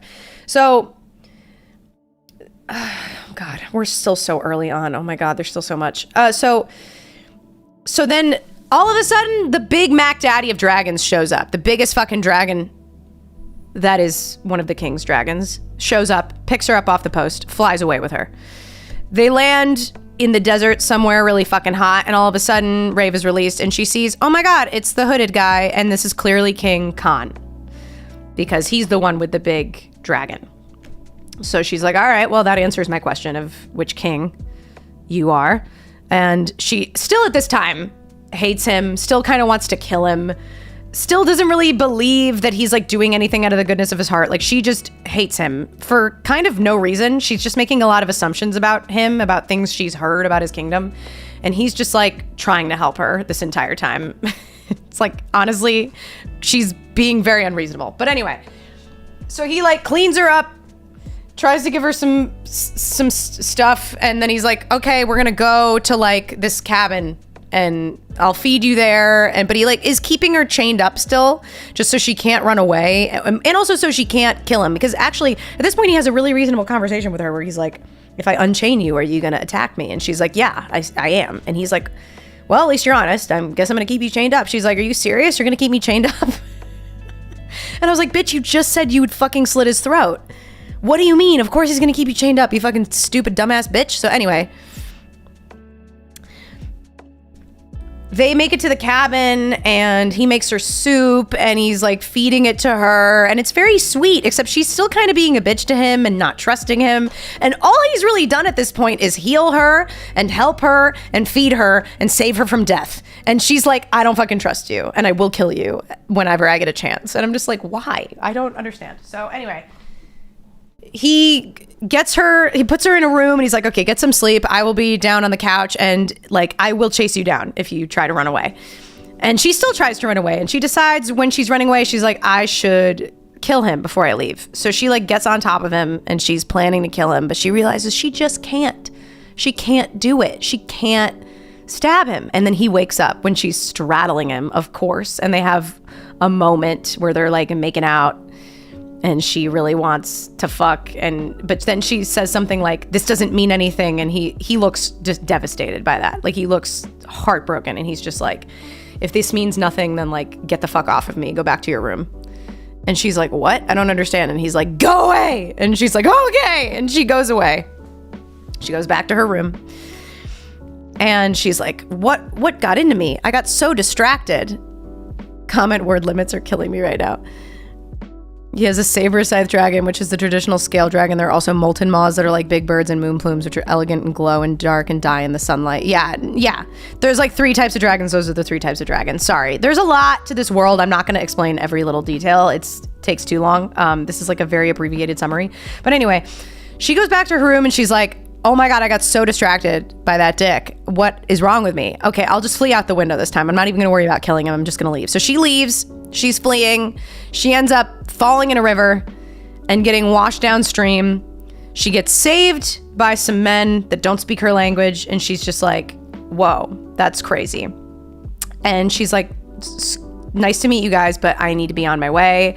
And they're like, no, stay with, like, we got to help you. And she's like, "I don't need your fucking help." And they don't speak her language though, so the conversation's not going well. And she tries to get back in the river because apparently almost dying once wasn't enough for her.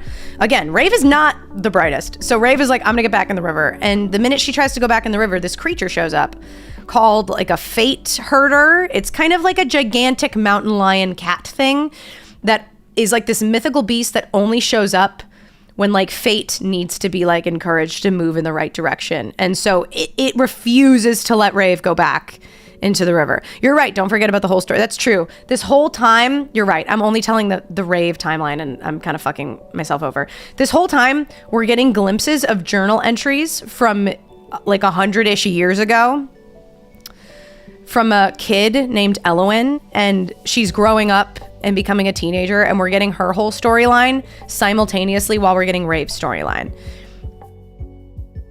At this point in the book, for me, it was already pretty obvious that Elowen and Rave are the same person. I don't feel like that's a spoiler, so I'm mentioning it now because like I'm not going to mention it at a more satisfying time climactically. Like I pieced this together very quickly. I feel like you're supposed to piece it together fairly quickly. I don't think it's like supposed to be that big of a deal or a secret. I feel like it's pretty obvious that Elowen and Rave are the same person.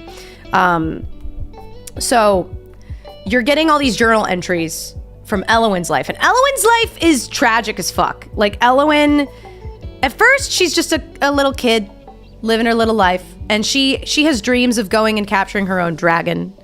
And she has a good relationship with her brother, and everything's hunky-dory, and that's fine. And then like her older brother decides to go off and capture a dragon, and she sneaks off to go find him, and he's like pissed that she followed him because she's like fucking 7 or 8 and she's too young. But it's the plot cat, and I love it. The Fate Herder is my favorite. So Elowen and her brother Hadion are like trying to capture their own dragon eggs, because that's like what you're supposed to do, is like you steal a dragon egg and you hope that it hatches, and then you can charm the dragon, and basically you have a little dragon buddy from there on out. And Hadion gets injured like mortally injured. He like falls and he can't walk, but he's still alive. And so Eowyn is like, I will save you. And she manages to literally charm like a fully grown dragon, which is unheard of for anyone at her age. It's like never happened before. So she charms a fully grown dragon and manages to recruit that dragon's help to get Haedion and her brother home. Her parents are relieved that they're both alive. Like, her parents did not want Eowyn to go. They didn't even really want Haedion to go because they have good parents. They have a good relationship with the parents. And so anyway, Haedion is pretty devastated because the dragon hatches, but the wing is ruined on the poor dragon. So like, he's bonded with this dragon, but Haedion can't walk and his dragon can't fly. And it's really sad. And he goes into a little bit of a depression. And Eowyn is like, how do I make my brother feel better? Like, I love my brother. I want him to be happy. So she spends years fixing this dragon's wing and mending this dragon's wing until the dragon can fly. And then her brother gets on the dragon's back and they fly. And it's the first time she's heard her brother laugh and scream in years. And she's so happy. And everyone's happy. And this family's so precious and cute. And then the next journal entry you get, her entire family's been murdered and assassinated. All of them. So that's unfortunate. And you don't really know who did it. You don't know why. You're just like, you know that they're royals. And this is another key plot point that I forgot to mention. There's this thing called the Aether Stone. Because in the very beginning of the book, when they were explaining the way that the gods worked, and I kind of skimmed over that, to be honest, I'm sorry about that. The god that symbolized nothing, he didn't represent one of the elements. He symbolized empty space. All of the gods thought that there were moons that were falling, the dragons that fly into the sky and turn into moons. Some of them would fall and come back down and crash to earth, and it would like permanently kill these dragons. And everyone's happy. Oh, that's not gonna last. Yeah, that book should be called that. True. And the gods are like, this is your fault. This is your fault. Kalis. Kalis. So they trap his spirit and essence in a stone. And in order to keep him in that stone, for some reason that I don't really understand why, a different royal, who's always a woman, by the way, it's never a man, has to wear the Aether Stone on their head for like their entire life until they die, and then it passes on to the next person in their line. And it's always like a fucking woman. I'm like, are we just torturing women? Like, why? I don't understand. I've never seen a man wear it, but anyway. So Eowyn's mother was the one who had to wear this Aether Stone, and it like saps all of your energy. It makes you extremely depressed. It like saps your strength and your like ability to like your will to live, essentially. Like, it really ruins your life. So Eowyn had to, basically her entire family is assassinated, and then she had to put the Aether Stone on. Just really rough week for her. So now let's go back to Rave, because I don't really remember exactly how the story unfolds. Like, it's been a while and it keeps constantly going back and forth, but let's take a break because that was really heavy. Now we're going to go back to Rave's story. So Rave, she's encountering this fucking cat that is like, I refuse to let you go back in the river. You have shit to do that way with those men. And so she has to go with these men that don't speak her language. And she ends up being brought to like this group of people, and they're all treating her like she is like a god. They're all like marveling at her. And she's like, this is kind of weird. I really just don't want to be here. And the cat is like hissing at her. The cat is like, you're going to fucking be here. And she's like, God damn it. Why? And they essentially, there's like this prophecy, and they're like, oh my God, there's this prophecy, and it's you. Like, we've heard that there would be a woman who would show up looking exactly like you, herded in by a fate herder, and her offspring would bring like radical change and stability to the world, and like also like uplift our people. And so they're like, we are going to do a trial, and they don't really explain what the trial is. But like, already, this is another reason where I'm just like, Rave, this is another moment in the book where I was like, Rave, you're so stupid. Because in this point in the story, Rave is like, what kind of trial?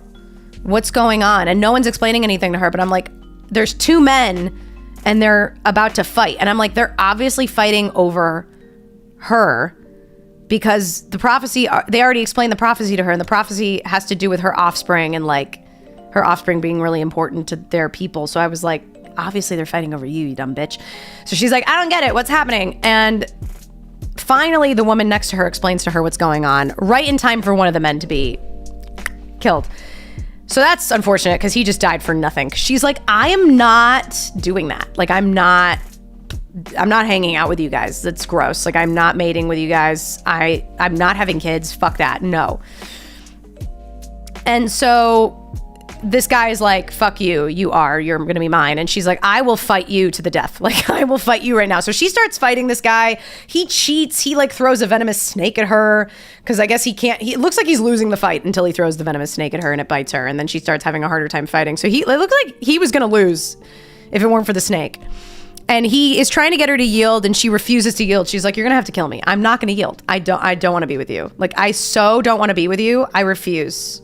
I will die before I will let you be my man. And all of a sudden, who swoops in? Khan. Khan swoops in on his dragon and he's like, what the fuck? No way. I'm going to fight you for her. And this is when the fate herder just leaves. The cat is like, my job here is done. Bye-bye. And I was just like, this is kind of dumb because I feel like the fate herder, like, I feel like we didn't need any of this. Like, somehow Khan could have just found and been with Rave a different way, but like, I don't know. Like, we're just killing men for no reason. So anyway, yeah, Rave also doesn't feel bad at all for the guy who dies. No, she doesn't. She doesn't feel bad at all. I honestly was like, I really just don't love Rave as a person, to be honest with you. Anyway, Khan fights for Rave's freedom, but then like, initially he's just fighting for her freedom, but then it turns out that like, there's a fucking fortune teller, prophecy person, like foreseer person who like lives in this tribe. And she's like, if one of you actually has to claim her, if you don't claim her, like bad things will happen. I don't know fucking why. So now Khan was just fighting for her freedom, but now he's like, I guess I have to like claim you. And he's like, I'm so sorry about this. Cause like, this isn't what I wanted for you, but like, okay. So Khan claims her, he wins the fight. They're both really wrecked. Like, Rave got really hurt in her fight. Khan got a little hurt in his.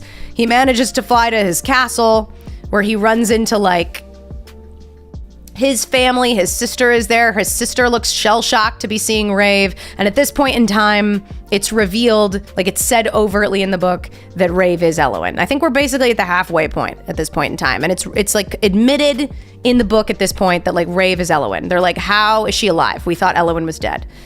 And Khan is like, I don't know. But I guess Rave was Elowen's middle name. So Rave didn't know this because she has fucking amnesia for some reason. But she's been going by Elowen's middle name for her life. That's half. Yeah.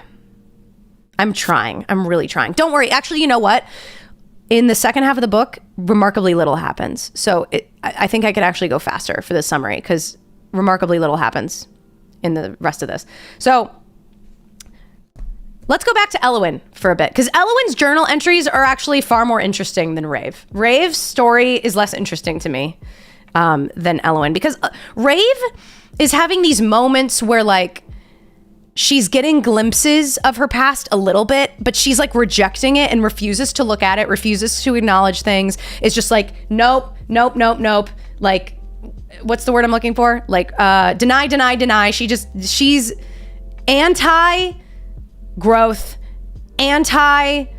remarkably little happens, ? I feel like in the second half, yeah, remarkably little happens in this book. It's very slow to me. But anyway, yeah, the second half, nothing happens, except they introduce a lot of characters that are far more likable. Yeah, true, even though I kind of got annoyed with all the changing POVs. Anyway. So I don't like Rave because she's just like, I want to keep my head buried in the sand. I know that like I'm missing some huge like time gaps in my life, and there's a lot of things that I don't remember or understand, but like, and she's starting to put together that like Khan clearly knows her and has an attachment to her for some reason, and she's starting to feel like her relationship with Khan is more complicated than she really thought it was when she first met him. But she's still refusing to acknowledge it and just is like, I want to be left alone and I don't want any of you to like talk to me or bother me. Like, I just don't, like, nothing comes from my life but pain and sadness. So like, I'm just gonna like deny and live in my happy little delusional bubble. And I honestly, as a reader, she was pissing me off because I was like, we're at the point now in the book where we're halfway through and your amnesia is annoying to me. And it's fine that we don't resolve it in this book, but I need you to care. I need you to care about the things that are happening to you and the things that are going on around you. And I need you to stop, like, because she had no character development for me in this book. She had no character growth because she just kept running away from her problems, and it pissed me the fuck off. So anyway, let's go back to Eowyn for a bit, because Eowyn is a lot less annoying, because Eowyn is Rave before all the brain trauma. So Eowyn, at this point, she's lost her whole family. She's wearing a soul-sucking stone on her head, and she's just having a really rough time. She's having a harder time speaking to the elements and using her powers, because it's revealed that Eowyn can use all of the power. She has the power of all 4 elements. So Rave does too. Rave just doesn't really like know if she does or not. It's not really clear if Rave knows she does or not. She might know. I don't know. So Eowyn can't do anything with this fucking stone on her head, and it's just a rough time. And all of a sudden, King, what's his name? See, there's a bunch of kings. Give me a second. Oh my God, this summary is horrible. Why is every summary of this book awful? None of these are helping me at all. Anyway, we're just gonna make up a name. King Tyroth or something like that. It starts with a T. Basically, Khan's brother. His whole plan is to take over Eowyn's land and seize her as a bride. But she's like 18 at this point, and the age of majority is 21. So they kidnap her and steal her to his, like, lands. Tyroth, thank you. Yes, Tyroth, I couldn't remember his name. They steal Eowyn away, and they're gonna keep her hostage until she's 21. And they can be like, now she's my wife. So poor Eowyn is just in a rough position. When they steal her away, this scene made me cry so much. When they steal her away, her moon plume, she has a moon plume dragon named Slatra. That's the dragon that she bonded with. Her dragon pursues them into a land that's like a desertous land, and moon plumes can't fly in the desert. Like, they start to char and burn and go blind, and like literally Eowyn is like begging her dragon to turn around, but she doesn't have the power of the elements anymore, so she can't like do anything to help her baby because she's got this fucking stone on her head. So the dragon follows her all the way to the desert and goes blind and is like burned with welts and is in really rough shape. Oh my God, that scene broke me. That was so sad. Eowyn's scenes are really sad. So anyway, Eowyn's being held hostage. She essentially stops talking to anyone. She like loses the will to live. She's not eating or taking care of herself. And she's like just sleeping every day in her hutch with her dragon who's blinded and in really rough shape. And it's just so sad. And one day this man shows up, and it's Khan. And Khan is like, what's going on here? And they have a moment where they just like look at each other, and they immediately, there's an instant connection, except Eowyn is really depressed. So there's an instant connection, but not much really comes of it because Eowyn's depressed, and Khan is like, how do I help her? So Khan just starts like playing music for her, and then he starts locking the hutch when she's not in it and says like, I'll unlock it for you when you eat this meal. So he like gets her to eat food by like only letting her to see her dragon when she eats a meal, which is very sweet. So basically they start to like form a connection. But in all honesty, this is part of the problem I had with this book. We're like a little over halfway at this point, and only just now am I started. Khan isn't king yet at this point. That's true. Khan is not a king. Khan is only a dual wielder of elements, and his 2 brothers that are older and are already kings or like I think both are kings, can wield 3 elements, and Khan's father is like a big fucking asshole and is like, no son of mine who can wield 2 elements is ever going to be a king. Like, fuck that. And Khan is like the little brother who like is treated like shit. And he also has a little sister, Vea, who's also treated like shit. Like, if Khan's father could have killed Vea, he would have. Because when Vea was born, the queen died. Like, essentially, like, the queen died in labor giving birth to Vea. And so, like, all the brothers lost their mother. And so did Vea, though. But, like, everybody blames Vea except for Khan. Khan treats Vea, like, you know, super well. He loves Vea. But, like, nobody else loves Vea. Nobody else loves Khan. So they're, like, the rejects of the family. They're treated like shit. Anyway. Where was I? So, this is a problem I had with the book. We're like over halfway in at this point, and only just now am I starting to get like glimpses of why there is a romance. because we're told things out of order. And you can tell that like in the first half of the book, there's a reason that Khan is yearning for her, and he clearly knows her, and he wants her to be the way that she was. Like, you get glimpses of it where you're like, something's going on here where Khan knows her, but Rave is like giving me nothing. Rave is like rejecting him and like wants to kill him for half the book. Even though Khan is like doing nothing but like saving her and protecting her and taking care of her. Rave is just pushing him away. So it's not really romantic. It's just kind of like sad. And then you finally get the glimpses in Elowen's journal entries later on when she meets Khan of like their romance. But even then it doesn't do much for me because it's so late at that point. And it's kind of like instantaneous. Like I'm not really getting a lot of their detailed interactions, I feel like, in those moments because they're like journal entry perspectives. So I feel like I had a really hard time caring about the romance element in this book because of the way in which it was presented. So anyway, that was kind of an issue. So let's go back to Rave now.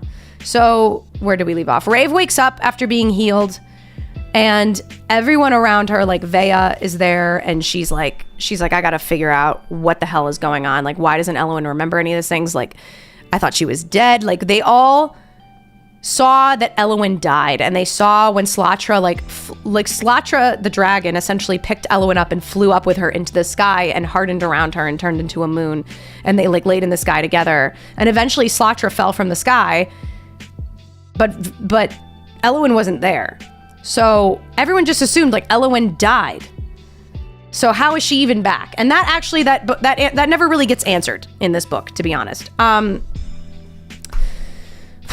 God, there's so much going on in this. It's so hard to summarize this one. I knew this was going to be difficult to summarize. So what essentially happens next? Essentially, Vea is like, I need to get a hold of Elowen's journal, but that is in her home territory, which is currently being ruled by my asshole brother Tyroth, because Tyroth took it over when they kidnapped Elowen. So Vea makes these plans to go and get that journal. So she's on her own little side quest. Khan is trying to like encourage Rave to remember things and to like face her past, but Rave is still like, no, I don't want to do that. No, I want to like thanks for like saving my life a few times, because at this point Khan saved her life at least twice. She's like, thanks for saving my life twice or whatever, but like I still don't know if I really trust you, and like I need to go kill Rex Zaros, because she's having this bloodlust over the fact that Rex Zaros has gotten away and she hasn't killed him. And so she's talking about killing Rex Zaros all the time. And it's honestly kind of annoying. I'm like, I get it. You have bloodlust. Like, I don't need to be reminded every 15 seconds that you want to kill Rex Zaros. So anyway, the entire book is just the backstory for the next book. That's why there's no character development. I know, but I just found it boring. Like, there's a way to give me backstory and exposition while still having some character development and still making it more active. Like, this book was very passive. Anyway, So Khan basically gives her money and food and is like, good luck. Because he takes her down. He tries to like force her to face her past one more time. He like takes her down into this cave where he has been slowly piecing together all of the dragon scale pieces of Slatra. When Slatra fell from the sky and shattered, he was devastated and he went to go collect all the pieces. And he had to like go all over the world to find these pieces because like poachers and raiders and whatever, like pirates and whoever, like were taking pieces and trying to sell them. So he's managed to almost pretty much finish this puzzle of Slatra and piecing her back together. And he shows it to Rave, and she has a very mild reaction and is essentially just like, I don't want to talk about these things. Like, I don't want to talk about these things. And he's just like, okay, I can't make you care about me. I can't make you care about this. I can't make you acknowledge that this is real and this is who you are. So like, good luck. And he goes off to like deal with some shit in his kingdom, and he thinks that she's gonna go off on her own. Oh, I agree with you that it's a bad way to do that. Oh, sorry, I was getting a little defensive. I can never tell. I'm glad you agree with me. Yeah, it was just ugh. So he goes off to like deal with some issues in his kingdom. One of his friends that's with him decides he's gonna go randomly do a really dangerous mission and like get a really dangerous egg. We don't see that happen in the rest of the book. I guess it's something that's gonna happen in the next book. I don't really care. Anyway, I'm imagining them with Valley Girl accents. Oh my God, I can't.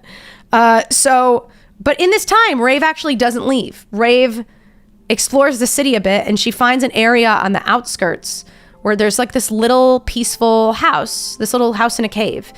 And it feels really comforting to her. It feels like home. And then she decides to like stay there for a little bit.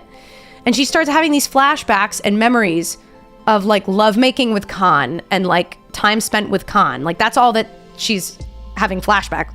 Sorry, hiccup. That's all that she's having flashbacks of. And so she decides, I'm going to stay here a little while. I don't know why I feel this need to stay here, but she does. And so not a lot happens in this time. Like it's essentially just her still living in denial, still living in delusion, but wanting to enjoy the comforts of this home and having these Khan flashbacks. And Khan comes back and he's like shocked she's still there. And he's like, maybe Eowyn is still in there. Maybe there's a chance that I can like get through to her and get her to like care. And so they have some times together at a festival, and it's like, it's just, I feel like there's remarkably little character development at this point in time. Like she's just not changing at all. And Khan is like so sweet and like devoted to her. But like, she's just refusing to acknowledge anything. And finally, like they have a night together where they like have sex, and he's like, I need to make you listen to some shit. Okay, you need to listen to some hard truths. And like right as he's about to tell her some hard truths, Rexxaros shows up in the town. He's waving a white flag, and he's abused this. He flew on a moon plume to the desert. So this poor moon plume is also almost blind and blistered and traumatized. And he's here on a mission to find this woman named Kizari, who's like the princess. He's Tyroth's daughter. She's Tyroth's daughter, sorry. And she is the one that's currently wearing the Aether Stone, and she has fled the kingdom. So Rexxaros like wants her. He's like in love with her, I guess. Rexxaros is like a creep, so I don't know if he's really capable of loving anything, but he's trying to find Kizari. And Khan is like, man, if you didn't fly in here on a white flag, I would kill you for, you know, abusing this moon plume. And obviously Rave is fucking pissed that Rexxaros is there. She wants to fucking kill him, but Khan is like, please don't fucking kill him. He flew in on a white flag. Like, you're gonna start a war. Like, you're gonna start a war with my brother. You can't do that. So she's like, fine. And she's the whole conversation that they were gonna have, where she was gonna have to face some hard truths, completely postponed, completely derailed. So that's great. That was like the one thing I was looking forward to in the book, and it doesn't happen. It never happens. So eventually Rexxaros leaves, and like Rave goes off and manages to like kill him in this kind of anticlimactic way. Like it's just, Rexxaros has his own POV chapter where he's like at an inn, and then he's like at a brothel, and he goes upstairs to like be with a woman, and it turns out that it's Rave undercover, and she's there to kill him, but she's in the other form. She's not even in Rave form. So we're not even watching Rave. When you get the other perspective of her doing it, it's not even something that she's going to remember. It's like the other version of her, the monstrous version of her. And now, knowing the things that you know about Eowyn and Slatra, this is why I think that the other that's inside of her is a part of Slatra, because it's like a monstrous kind of creature that has bloodlust. I'm like, it sounds like a dragon, and I would imagine that it was a part of Slatra is living on within Eowyn. That's what I would guess. Anyway, so yeah, that's basically everything that happens in the rest of the book. There is a moment in the end where you get a glimpse of, because there's a time in the conversation between Khan and Rave where Khan is like, I know you don't want to hear these hard truths, but you need to hear these hard truths, because it's not just me who's like depending on you. And honestly, I'm not even that important. Like I'll let you go, but like there's a person out there who needs you. There's somebody out there who needs your help, and you need to like be a big girl and grow up and deal with it. And so at that point in time, I was like, oh, she is a kid. She already has a kid out there. And so then like I'm reading more of the book, and we get a perspective of this guy who had like tortured Rave way back in the day in some fighting pits. We don't really get a lot of info on that. We get like a little bit of a glimpse of that. And all of a sudden, who's in his prison but Kizari, the princess? And it's essentially revealed that Kizari is Rave's daughter. But the thing is, she's not just Rave's daughter. She's also Khan's daughter. And no one knows that except for Eowyn. Eowyn wrote it in her journal, but Eowyn has brain trauma, so she doesn't remember that anymore. And also at the end of the book, Vea gets to Elowyn's journal. She manages to get into Tyroth's castle and get Elowyn's journal, and she reads the end of the journal, and she realizes that like Eowyn actually loved Khan all this time, and she never left him out of choice. She left him to protect him. and the daughter Kizari is actually Khan and Rave. So like that's the setup for the next book. I know I kind of did a shitty job summarizing this because honestly, I was having a hard time with this book. I had to keep going back. I had to keep going back and rereading portions because it just didn't flow very well for me. It felt very slow in certain moments. There was like no character development. I had a really hard time staying invested in the romance. I feel like the language was just trying way too hard to be really like, not the dialogue, but like the illustrative language and the descriptions of the world and descriptions of things. I feel like it was just trying too hard to be flowery and poetic, and that made things a little bit more confusing. There are also words in here that are like real words that exist in the English language that Sarah just respelled in a different way to like be like a Fae spelling of like in this world. Like the word flirting was in here, but it was spelled Flurrting. That's just unnecessary to me. That's just unnecessary. Like things like that just take me out of the book, quite frankly. So I actually feel like the way this was written, a lot of people were raving about the prose of this. I actually didn't like it. It felt distracting to me. Now I can get on board with a book that has flowery prose and I will say, I prefer a fantasy world to have a language that does feel specific rather than anachronistic and feeling like it's too modern. That bothers me more. But this felt like it was going too far in the other extreme just for like the sake of feeling like really high fantasy. But it just took me out of it a bit. And the way in which everything unfolded left me having a really hard time feeling invested in the characters. And in Rave in particular, I just found Rave to be intensely annoying. So, also the epilogue shows the Scavenger King is Khan's long-lost brother. Yes, you're right. I forgot about that part. The Scavenger King who is holding Princess Kizari hostage is also Khan's long-lost brother, bastard brother, who has been mistreated. And he's resentful of like Khan and all of his family. And he specifically wants to take over Khan's kingdom. So that's like the tension we're setting up for the next book is like there's clearly going to be a war between Khan and his other family members, but also the Scavenger King is going to get involved. So there's a lot going on. I would rate this like a 3.8,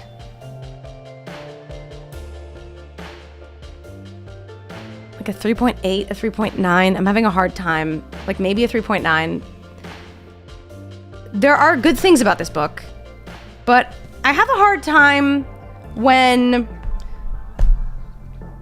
it feels like every single plot twist and plot reveal in a book is super predictable to the point where it's anticlimactic. That's what this was for me. It's not that I mind when things are predictable. Like it's okay when some elements are predictable, but I feel like because so little was happening and a lot, like the main character was very passive and actively like not trying to engage with reality and actively trying to run away from it, it made everything very frustrating because I like at this point in the book, well, let's see. Okay, hold on. So like this is the beginning of the book. Let's say this point in the book, I already knew she was Elowen. maybe like this point. I already knew she was Elowen.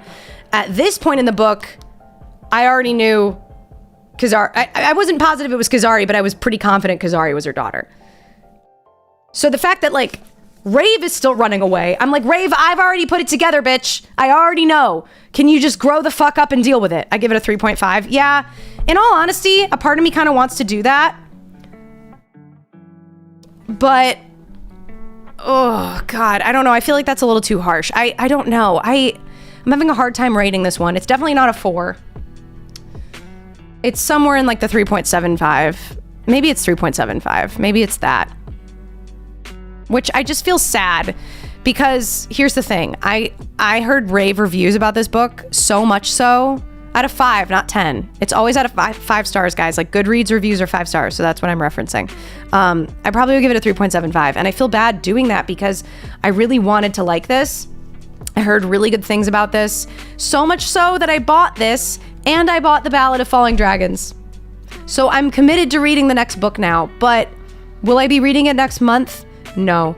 I'm in a bit of a fantasy slump and I need a break. I want to enjoy the next book. I'm hoping that the next book, there's more action. I'm hoping that there are more active decisions being made. I'm hoping there's way more character progression.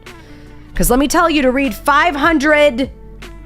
How many pages? Like, basically 550 fucking pages with no character development of the protagonist. None whatsoever. Insane. Actual insanity. I felt like I was losing my mind. I'm like, Rave, you are still the same fucking person. Very frustrating. But the world building is cool. It's a cool concept, cool world building. How spicy was it bell pepper wise? Like a 2? I think like a 2. It's not that spicy. There is at least one sex scene. There's like a couple other things that happen, but like I would give bell pepper. So book ratings and bell peppers go up to 5, but like I also, if something is like god tier, like blowing my mind, I would also go up to 6 for both peppers and stars. So keep that in mind. Like, it's kind of out of 6. It's like 2. 2 peppers. It might even be 1.5, actually. It might be 1.5. I have a really hard time committing. Maybe 1.5, actually, now that I'm thinking about it. Maybe I give it 3.75 stars and 1.5. Spicy peppers. But the spice is fine. It's just, I wasn't invested in the romance. Yeah. So... a little disappointing.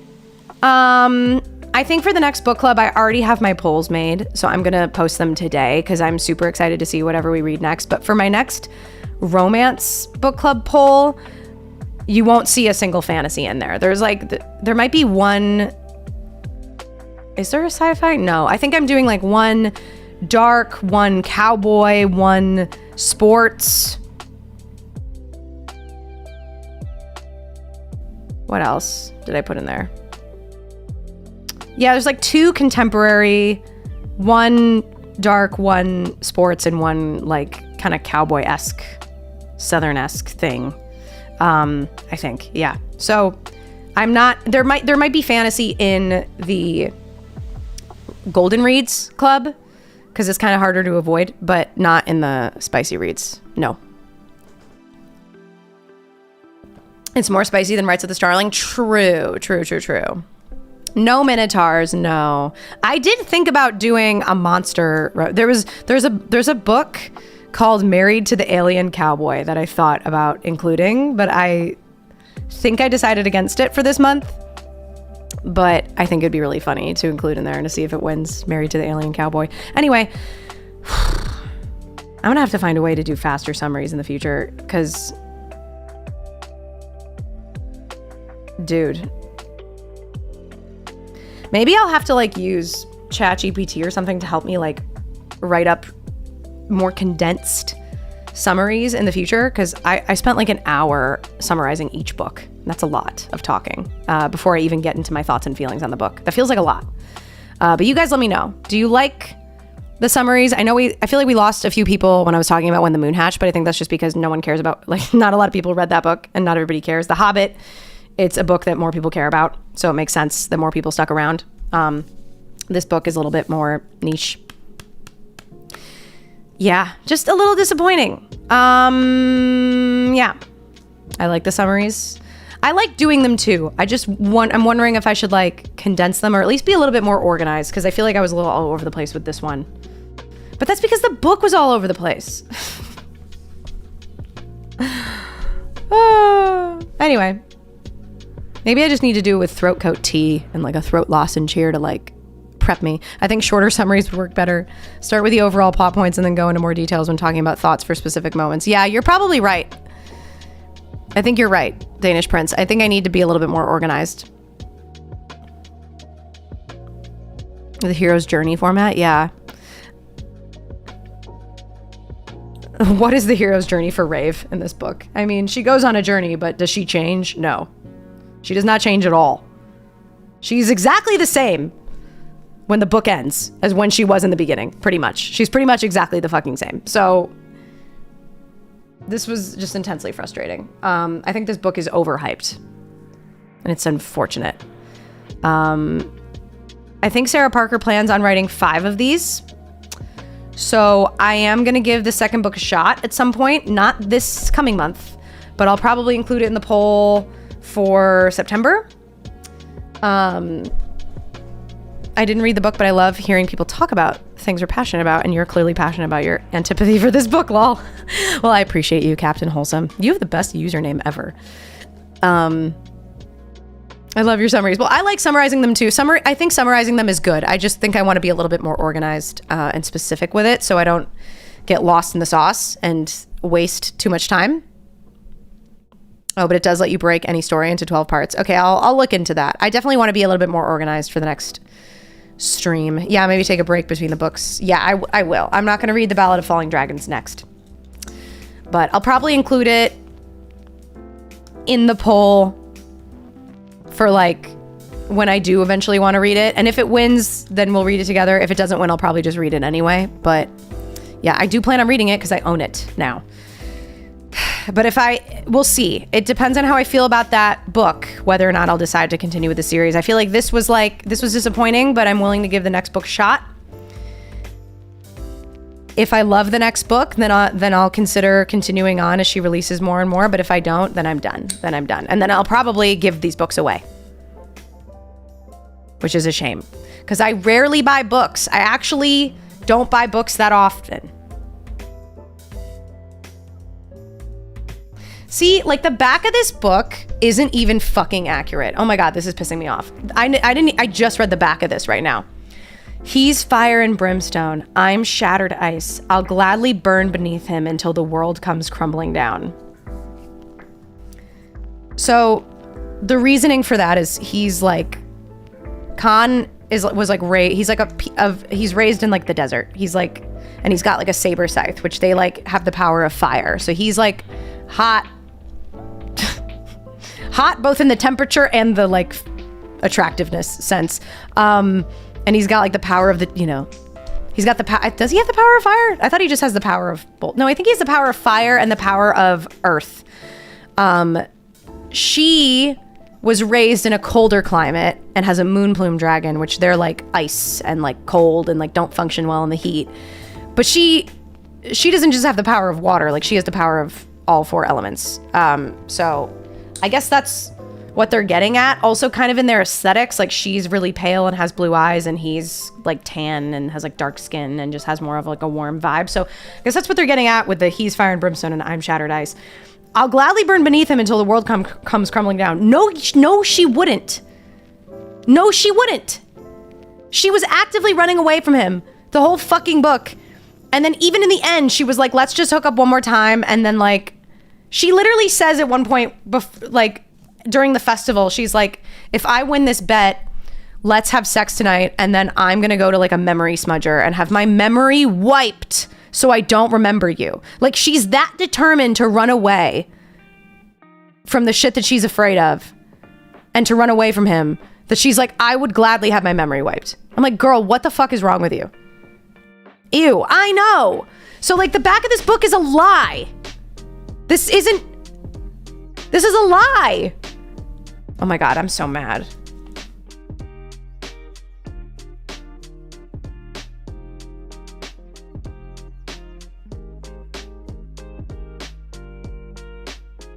Oh my God. Let's read the Dusk Jacket summary too. The cover is trying to, dude, this whole book is trying too hard. The prose was trying too hard. Everything was trying too hard. Anyway, as an assassin for the rebellion, Rave's job is to complete orders and never get caught. When a rival bounty hunter shatters her world, Rave finds herself captured by the Guild of Nobles, a group of powerful fae. That's all true. Crushed by the loss of his great love, Dragon Rider Khan Vagor took the head of a king and donned his melted crown. Yes, that's true. It's also, I forgot to mention, Khan kills his father when Elwyn dies because he believes that his father is behind it all. And also it's revealed that like his father is behind the assassination of Elwyn's family. So that's all true. Now on a tireless quest to quell the never-ebbing ache in his chest, a A clue lures him into the capital's high-security prison, where he stumbles upon the imprisoned Rave. Together, they seek truths that threaten to unravel everything they knew about their world and each other. That's not fucking true. Because Rave is not seeking any truth. Rave is running. Rave is hiding from the truth. Rave isn't seeking jack shit. All Rave wants is to kill Rex Zaros in this book. That's all she fucking wants.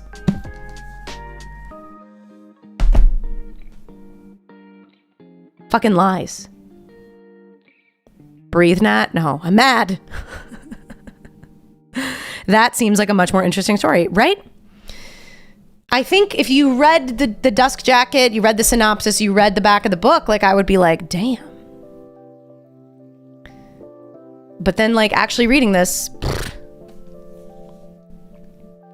3.75. I'm sticking with 3.75. I think that's fair. Maybe that's a little bit generous, but I think it's because like it's not, even with like some elements annoying me and the way it felt a little bit overwrought, a little bit overcooked, a little bit overwritten stylistically, I still appreciate what Sarah Parker was going for. I still think the world building is interesting and unique, and I think it could set up for a very interesting sequel if we get more action, more character development, more active choices being made by some of the main characters, and more of a reason, quite frankly, to care about the romantic relationship between Khan and Rave, because I wasn't getting it in this book.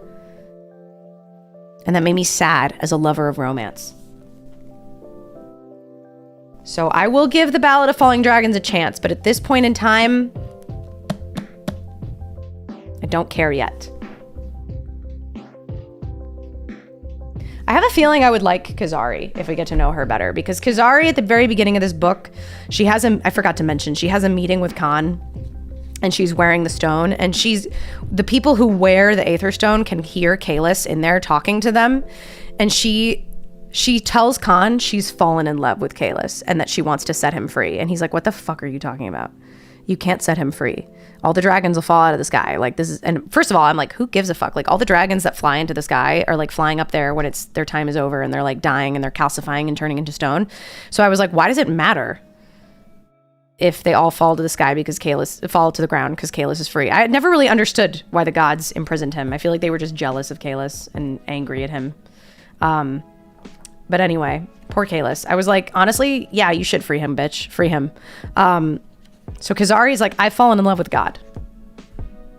And that's like the last time we hear from her until the very end of the story, when it's revealed that she's like Elwyn's daughter. So I might like Kazari more, because Kazari, from the very beginning of the book, was already like trying to make some really active decisions and radical changes. So I was like, all right, Kazari. This reminds me of one of my favorite fanfics. It's an amnesia plot, but it's executed much better than what it sounds like. You know, I will also say, I am not a fan of the amnesia trope.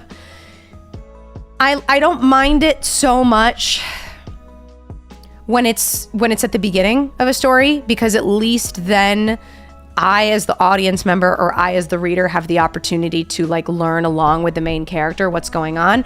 But like, because it's much worse when you read an entire series and then all of a sudden a character gets amnesia. That's the fucking worst. Project Hail Mary did it perfectly. Agreed. The way I didn't read Project Hail Mary, but I saw the movie and I can gather what you're talking about. Project Hail Mary did it well. That doesn't bother me. When it's done at the beginning and you're learning at the same pace as the main character, that's cool. The problem with this is I was learning faster than the main character because she was refusing to acknowledge shit. So that was the problem with this. If she had been willing to face her demons, to battle her past, to like acknowledge the shit that she needed to acknowledge, I wouldn't have had as much of a problem with it. But this was frustrating because she was like, la la la la la la la. I don't want to know. I don't want to know. I don't want to know. I don't want to know. Don't talk to me. And I was just like, bitch, like, you have a daughter and you're like a long lost queen and like the realm needs you. And like this man has done so much because he loves you, even though he thinks you abandoned him before your death. He still pines for you and loves you and would do anything for you. Like, maybe stop being so annoying. Anyway, that's enough. I don't need to rant about this anymore. I'm losing my voice. I'm screaming. We don't need to do this anymore. It's enough. Anyway.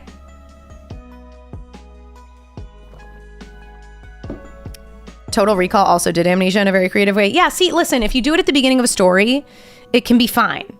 I don't like the way this book did it. It was disappointing, but I don't necessarily have a problem with it in every piece of media because, you know, if it's done right, the worst is when it's done at the end. An amnesia trope done at the very end is the fucking worst. And then you have to go on to like the next book or the next movie or whatever, and you have to like relearn everything with the character because they have to like relearn everything. That's the fucking worst. I can't stand that. That pisses me off. So at least this was at the beginning, but it was still incredibly frustrating. So anyway, oh, Dude Meister, thank you so much for the super chat. Just a big fan. Oh, I appreciate you. Thank you. That is so kind. Anyway, I'm pretty tired, you guys. We've been going for a while here, so I'm going to be wrapping it up. Since we're talking about books, have you read Dungeon Crawler Carl? Fusion Addict, I did. We read it in the book club, actually. I read Dungeon Crawler Carl in the Golden Reads book club in June, I guess. It was the last book we did. So I know you're watching on Twitch, but if you go to my YouTube, Natty Gold, you can watch the live stream discussion of it if you'd like to. But yeah, we did read the first book. We haven't read any others. I think in this next poll, I think I was considering including it in the next poll. We'll see. I think I might include it. I'm excited about the next two polls that I've got going on because I wasn't anticipating hitting a fantasy slump this month, but it happened and it really threw me off. I will say, when I started this, I was like heavy into my fantasy slump, so that was unfortunate. Like I might have enjoyed this a little bit more, but I still don't think I would have because I read The Hobbit and I was still in my fantasy slump and I didn't have a problem with it.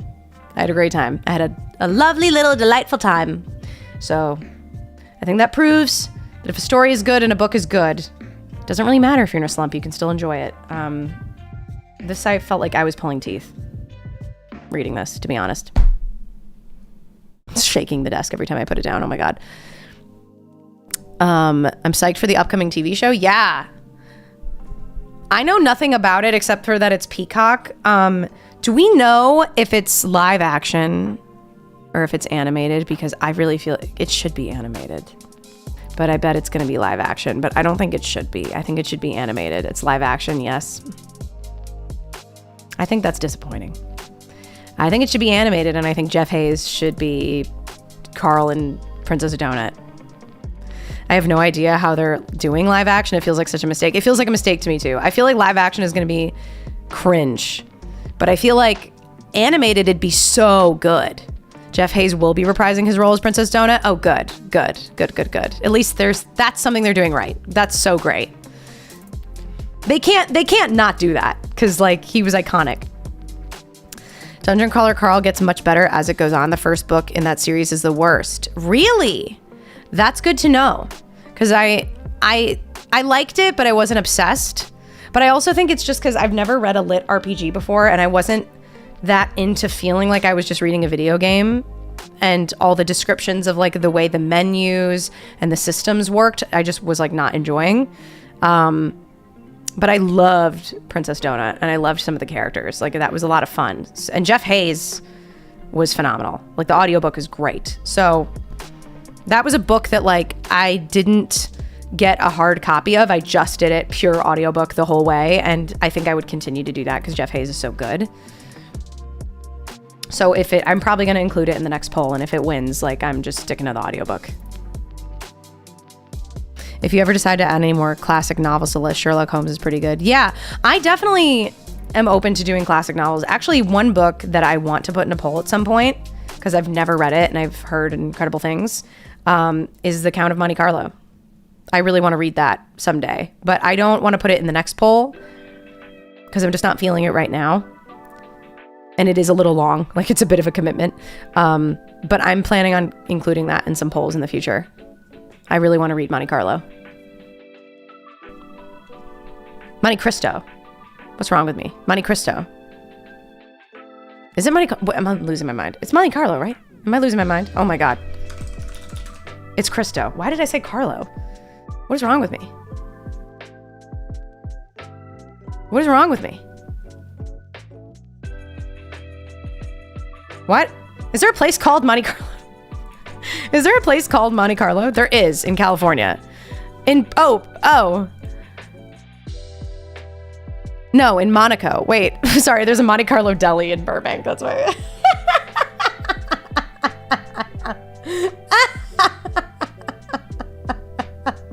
Oh my God, can you tell my brain is fried right now? Literally can't remember Monte Carlo, the town in Monaco. What is wrong with me?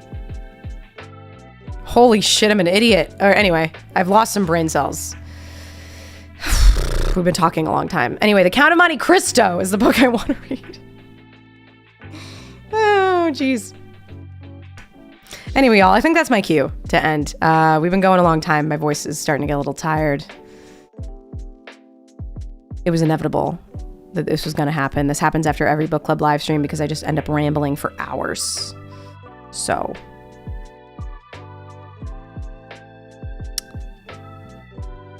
I appreciate y'all being here. Yeah, Dune is on my list too, but that's also a huge commitment and I have to be really in the mood for that. But this next poll has a couple sci-fi books in it. Does it have a couple or does it just have one? Well, no, I think it's just one. There's one in there that's like a true sci-fi. And then there's one in there that's like for gamers. There's a fantasy and there's Carl's doomsday scenario. So it should be a fun poll. Did you drop a backroom video that vanished? No, I haven't dropped the video yet. I'm dropping the Patreon reaction, or I just dropped the Patreon reaction today. And the YouTube video I'm dropping next week. So it hasn't come out yet, but it will be soon. Hopefully it doesn't disappear or get blocked. That would be unfortunate. It's been happening to me a little bit lately. All right, y'all. I appreciate you guys so much for hanging out. Thanks for putting up with my ramblings. I hope this was even remotely entertaining. Listening to me talk about books, whether or not you read them.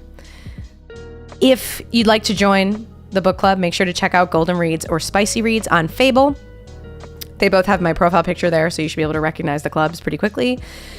And vote, because I'm posting polls today. You'll have a few days to vote for what we read next. And I'm so excited to see what wins. I already have a feeling I know what's going to win in both of them.